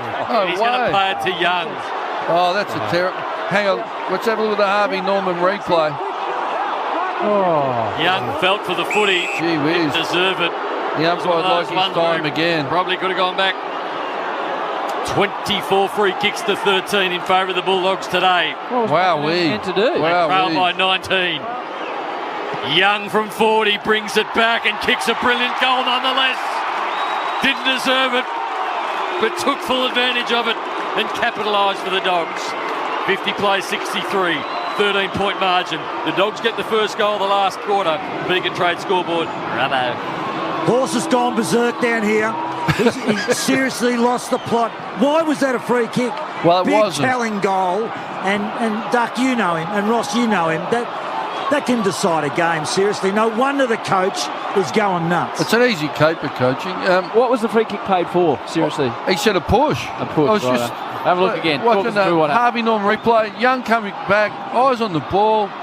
Just, unless he said it was for a high contact, McInerney just turned. Nothing he could do. Nothing in it at all. But a lovely finish. You know what? Good luck, bad luck. Take your opportunity. But they've been coming, the Bulldogs, and the Swans are setting up really well. What are the entries, Wayne? I think the Horse might be talking about it's 13-2 free kicks after half-time to Bulldogs. Wow. The Dogs, they've got all the run at the moment, but they trail by 13 points. There's 14 on the clock. Plenty of time. Bontempelli down towards Ugle-Hagan. Can he be the hero late in the game? Scott by hand, Johannesson, little chipping ball forward. Here's Ugle-Hagan, picks it up brilliantly. That's the best thing we've seen him do. Johannesson misses an enormous opportunity in the end, right across the face of everything. And 2-goal lead Swans. It might be triggering the 2016 for Horse. He's still not over some of those decisions. Let me know those last quarter stats again, Ash. Yeah, the inside 50s are 7-2, and as Doug said, those frees in the second half, 13-2 Bulldogs way. Bulldogs in last quarters this year, Ash. Yeah, and they're plus 216 against their opposition in terms of points scored. Pretty imposing last quarter record as the Swans inch the ball towards half-back, and Ollie Florent goes wide and lateral. And they've got to take the heat out of here like they're doing. Just build it up, take 8 or 9 uncontested marks in a row, work it into a scoring opportunity, get the momentum off the Bulldogs. The man at half-back is Cunningham. That's a really good kick. Really good kick to Mills on centre wing. Only had a metre inside the boundary to work with, and he worked it beautifully to half forward. Now it's a long ball. Heaney can't mark it off the ground. Ball at the back of the pack. Cordy, handball, under pressure the Dogs still. Williams, contested ball to be won. Buddy's in the area, 55 from the Swans home. Bell picks it up. Here come the Swans again. They'll go inside through Mills. He's got 2 options. Or Papley from right on 50. Wants to dish it off. I had Dawson with width again, like in the first quarter. Yeah, he was never giving that one off, Ross. So Papley will have to carry it. He's going to give it off, is he? He want to kick it now. Dawson was 15 metres clear on the open and side. Looked at him. The big boy from Bunyip. Papley. Enormous kick. This to take it back out to 3 goals from 55. Hits it sweetly, hooks it, slightly going for distance. One behind, 13-point margin, 51-64. It was an easy give too, wasn't it? Yeah, it's the way of the Swans. But their method was the one. Six uncontested marks, then long to the contest and through. Kick in looking for Smith. He got the handball back to Hunter. Him down the boundary line, the Dogs, that's holding the ball. Sydney tackling been ferocious. Isaac Heaney comes up with a big free kick and he'll send it back inside forward 50. Franklin leads to the pocket. Doesn't go. He's got Dawson as well. Heaney yet to kick the footy. Wants someone to move. There is no movement now. Top of the square stuff. Haywood. Really big mark. Really big fly. And they can't believe it in the Bulldogs box on the Triple M Harvey Norman replay screen. I can't believe the fact that it was a slow ball in, that Haywood, it was a one-on-one contest in the end. Well, it's Cordy. Cordy should be able to defend him in the air. Just let him get a run at the ball. You're right. Top of the square. Where was the ruckman? Where was the roll-off? It was just like it was a really strong mark. But Cordy, who's I thought's played well all day. But that's the thing as a defender. One little lapse in concentration at the top of the square and your opponent's taking a contested mark, kicking a goal. Hayward, 20 out, directly in front, kicks the goal for Sydney.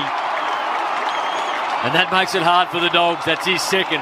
70 plays 51, 19-point margin.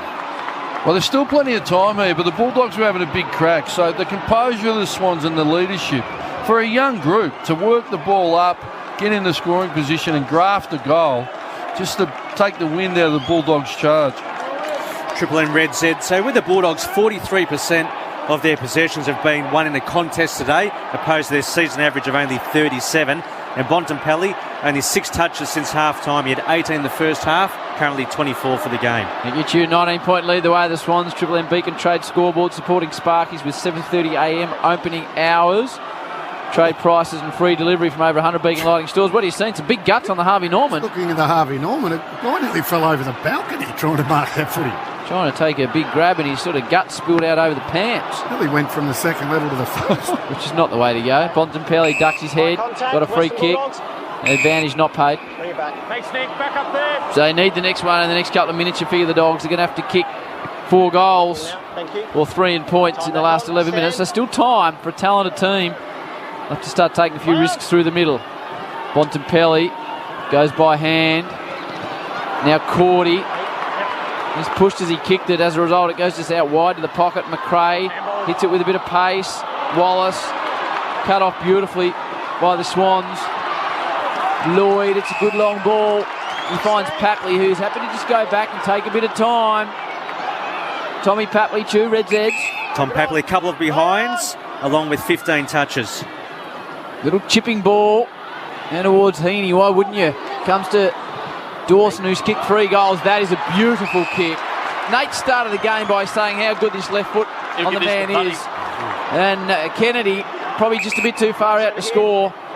He's going back. They'll have to kick him from 48. Bob Jane, Robbo. The Bont's down. Doctor out to him. Got smashed in that marking duel. Kennedy doesn't want to have the kick. Sorry, Robbo. Go short. Continue, Robbo. Yeah, still hunched over. Just sucking it in. Just winded. He'll go on. He goes to Georgie Hewitt, who's a little bit closer. And there's leads coming everywhere from the Swans, which tells me that some of them are not that confident about Georgie here from 46. Well, sloppy by the Bulldogs to turn their back on an unmarked midfielder in the forward 50. Bevo would be disappointed with that. 24/7 set shot style operator in his career though, so he's got good numbers. George Hewitt hits it well, hooks it slightly. Is it going to fade back? Didn't quite get the legs. That's what they were worried about. One behind as Lloyd's getting a knee check, 71-51. Swans up by 29:47 on the clock, ripping Sunday Arvo game of footy. Well, Ross, I think he took advantage of Bontempelli being on the ground and then just snuck inside. And nobody manned him up as Daniel kicks the ball back in. That might be out of bounds on the full. It is. You don't see Caleb Daniel make mistakes too often. Unravelling for the Dogs at the moment. I need you to stand on the line. I need you to stand on the boundary line. Thank you. And Dawson's kick on entry before, he just his composed season just hits the target every time. Cunningham into the pocket. The ball got out the back. Here's Bontempelli. He's up from that knock. Handball. Dangerous sort of stuff. Into the pocket. Wicks picks it back, but it's the post. Well, they're on the ropes here, the Bulldogs. They're just hanging on. Caleb Daniel, who we know is a beautiful user and a good kick, he's had 16, but what's he going at, two-man? He's going at 31% today, usually goes at 72. Yes. It's been an unusual day for him. Taking the meat cleaver out there, Duck. Hannon. The meat cleaver? Yeah, the butcher. What's that? Yeah. Get that? I do now. Yeah. I've been off the pace today, Nate. I'll admit that. I've had better days. Smith, half back. No more shandies for you. No. I'll review my pre-game, Ross. Similar situation that you found yourself in about 2 months. No, I know. I would have brought you in the power if you had asked. Smith down the line, over the back. Bruce can't take the mark. Parker, Kennedy, Hewitt building. Here come the Swans again. Inside Fitty ball. Bud! Finally he's gapped Keith. I don't know what happened. Don't kick it. Or pass or anything, Bud. Go back and bang the goal home and kick the match winner. Well, I'll tell you what happened, Howie. There was 4 uncontested marks and handballs through the centre corridor, and it's an impossible task for a defender to handle when the ball's moved without any pressure. So, conversely, the Swans have applied pressure all day, and they've been able to defend McCartan and Rampy have been able to handle Bruce and those guys, no problem. 3 behinds today. This for goal 977 to Bud from about 35. Hasn't had his kicking boot on so far today. Strolls in, bangs it right across the face. He's had one of those days that he used to have it early on in his career, as it goes out on the full when he kicked 1 goal 9. Yeah, when he's off, he's right off his radar, isn't it? 1 behind the way of the Swans. They lead it by 21. 7:51 to go. Everything has to go right for your Bulldogs here, Noodles. They have to kick 4 goals to win it. They've only kicked 7 for the day. Bailey Dale takes the game on and goes across the face of goal, and bouncing ball misses the target out of bounds. And let's go around the grounds, Ash. Choice Hotels. Thanks, Brownie. It's the Tigers by 28 points over the Magpies early into the third quarter. It's on the outer side now. The boundary throw in. 70 around from the Swans goal. Hickey in English. Hickey got up and pushed it forward, but only as far as Bontempelli, whose handball was creative. It was excellent. Got it out towards Hannon. Hannon was cannon into the ground. McRae's on the end of it. Went to ground. Free kick will go. Advantage paid. Smith half forward. Mark taken by Johannesson. He'll turn around. He sees Bruce on his own. He goes for him now. Long ball. Looking for Big Bruce. Can't mark it. Fisted away brilliantly by Errol. And it goes out of bounds.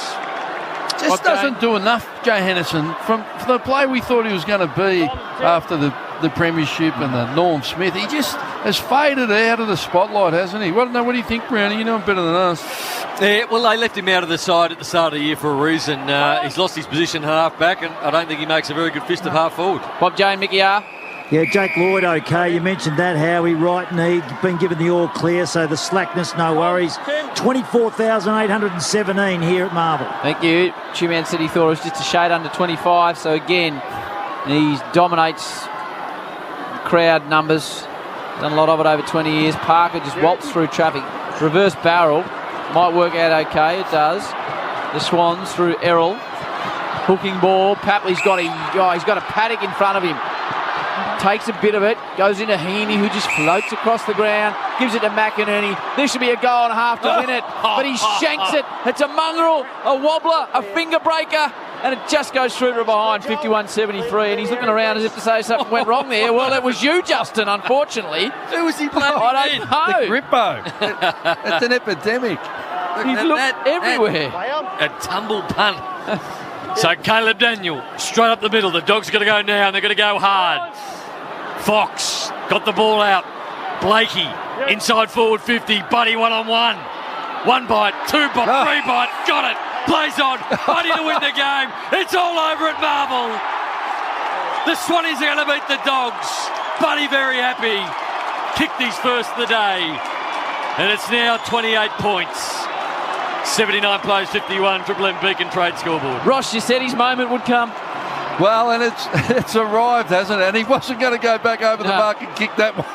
He was playing on any cost, but he could have easily kicked 4 today. Yeah. No problem. I feel for Keith because he's fought hard, but as the game's opened up, and I like they got him deeper, he's looked a real handful, Wayne. Yeah, no, I think Keith's done a really good job on him. You're right, he's missed a couple he probably should have kicked, but wasn't exactly the match winner. 977, so he's 23 short of 1,000. How many rounds are there to go, Chew? So we got Not exactly the match. Well, it sort of was. It's closed. It's close. 6 more rounds. 6 more rounds, plus you'd imagine at least one final. So he needs to get about 3 a game to get 1,000 this season. What's happening back there, Duck? No, just all good. Yeah. McDonald and Ream Hotwater, Triple M Rocks football. Bit of a comeback in the other game, Two-Man. Well, it's the Tigers by 22 points, Duck, over the Magpies early in the third quarter. Comeback? Well, it was more than that a few minutes ago. Really sure it was, Duck. Free kick away the Dogs. Wallace, Triple M Beacon Trade scoreboard 79-51, the way of the Swans. Delivering Sparky's 7:30am opening hours. Prices, trade, free delivery of the works. Over 100 Beacon Lighting stores. Liberatore, tats galore for late joy for the Dogs. Misses 79-52. Oh, she's done. I think she's done, mate. Big upset this. It is. They deserve it, Sydney. They played the better football, particularly in the second half. Thought the Dogs wasted opportunities early. And Sydney are going to play finals again this year. Monumental effort when everybody thought they'd be outside the 8 at the start of the year. They lost to Hawthorn a few weeks back, and here they are, beating a premiership fancy at Marvel on their own home ground. The ball goes back in from Bailey Williams. It's a high up and under ball. Young couldn't mark it. Mitch Hannon bounced it forward, but the Swans get back and push it through. Duck. And also the fact that, they're living out of a suitcase in a hotel, out of their country. A lot of adversity. Mentally tough. Yeah, so what's mental toughness? Powerful response in the face of challenge, and that's what they've done today. Wow. I like it. Powerful response in the face of challenge. We get one every week out. We do. It's a Rossism. My favourite is still the man who's got... The man with the most invested in cryptos, the last to sell them. Bit of a bent on the theme. Lloyd plays on 100% of the time in this situation. Sends it down Dawson. Some like to call him Dawson Simpson. He kicked 3 today, big Jordan Dawson. That's a good one. He's an impressive young player, isn't he? His ball use, his height, his run. The man with most investors, the last to give up, yeah? Correct. The last to surrender. Ray McLean leading team. 56 games, 57 for Dawson. I used that this week as mine, I think. Did you? With the kids? No, or? I will. Oh, right. No, actually, it's a good one for the kids. It is. Teach them some hard work. So Kennedy marks on half-back, 4.5 to go. Be a big win for the Swans, as Two-Man said. Surprisingly, the second best record at Marvel Stadium of all teams. But it's how they've done it. Their game style stood up, and they've taken away the Bulldogs' strengths. It's been an incredibly impressive performance. Hugo Hagen on debut, Chewy. Triple M Red said 6 disposals and 1 tackle. Not a question for you blokes in a minute. As the ball goes across the line, doesn't seem to be any major concerns for the Dogs. If Norton gets back through concussion, what do you do with a young bloke that's played 1 game? You send him back to the VFL. Righto. But just because he's found out the level, he's been wanting a little bit. He was puffing a bit. So he's got his feedback, and that's fine. He'll understand it a little bit more now. Love it, Ross. McRae, English, chipper. Doesn't quite work out. Cunningham looks for the line, dives across like he's paying for the Storm and finds it. But even Hunter's been quiet today. He's a ball man. You normally count on him for 30. Bontempelli's second half. Their midfield hasn't gone missing. I think the style of play hasn't helped them share the ball and spread the ball. Who's got the votes? Ross. Don't go anywhere, because we'll have the song, the votes, and then we'll go to Richmond 62, Collingwood 34, final quarter there. Dawson does a 180, long ball towards half forward. Bailey Williams drops what he should have taken, but enough time to go back and get the footy and have a look at Duray. Chips it to Duray at centre half back. Smith offers a lead. Bailey Dale runs, and the handball wasn't great, but Bailey Dale good enough to get it back to Duray. Runs through half back. Another handball to Richards. Back to Duray. Really mucking around with the Dogs. They deserve to lose this footy, but they're not going to, because it pops out towards McRae. McRae, low data, left foot ball. Got it to English. Back to Richards. Richards approaches 50. Wants to go with a long one, then lowers the eyes to Bruce. And Bruce marks it. Whitish, 45 out. Who's your premiership favourite, Nate? Gee, it's well, tight, Dogs were before today. Brisbane were equal with them before they lost Hipwood. Well, I think we're seeing all the top teams have a quieter day. I don't think there's any concern here. They get the right personnel back. But some great lessons that we lost our game today. Don't worry about personnel. We stopped spreading the ball. They took our game off and we allowed their game. You think the Cats? What about the Demons? I'm a Cats and Demons. Cats and Demons for me. Yeah, I'm not a huge Brisbane. Big Josh Bruce, kick 1 today. A kick from 48, just inside the boundary, left foot. Kick it, wants to bring it back, but not going to.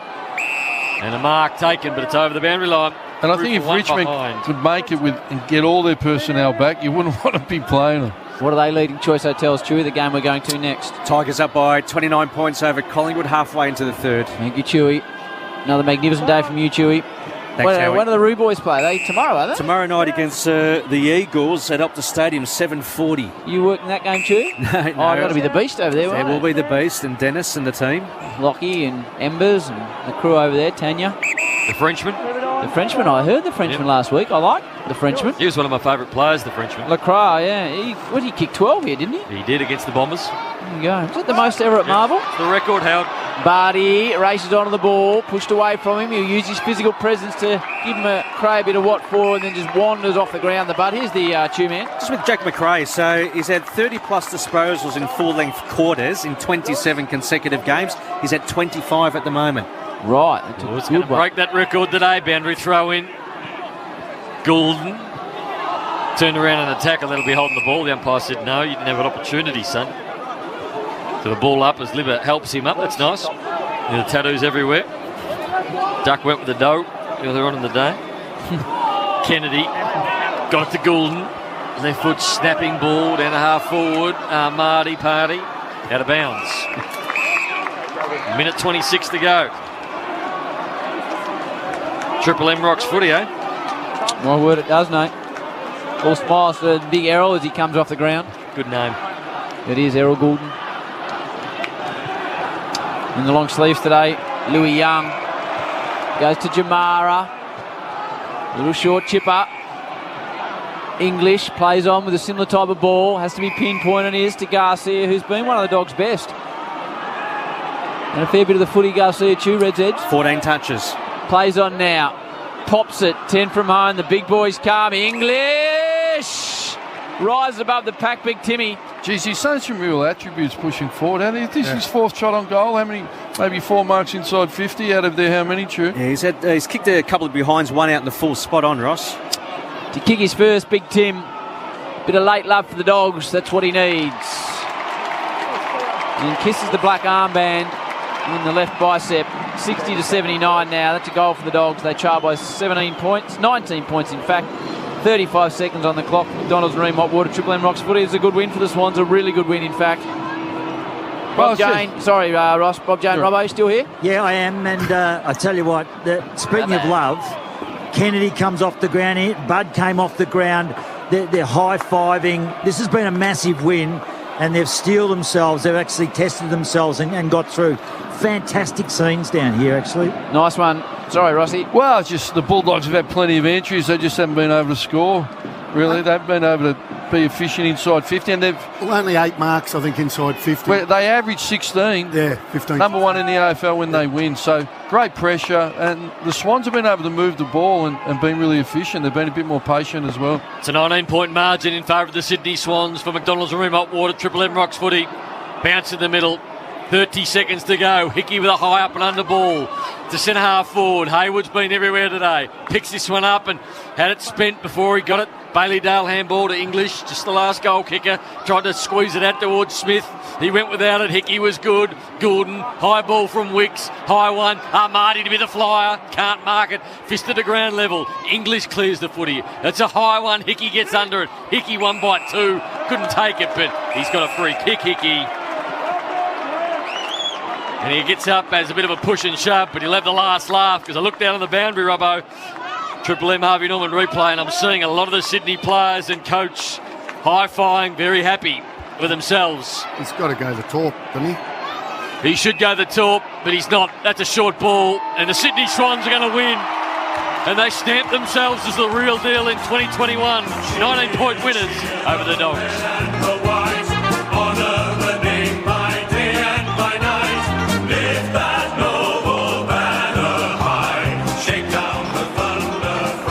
Well done to the Swans. They led by 6 at quarter time, 11 at the half, 20 at 3/4 time in the end. Sydney 11-13, 79, too good for the Dogs, 8-12, 60.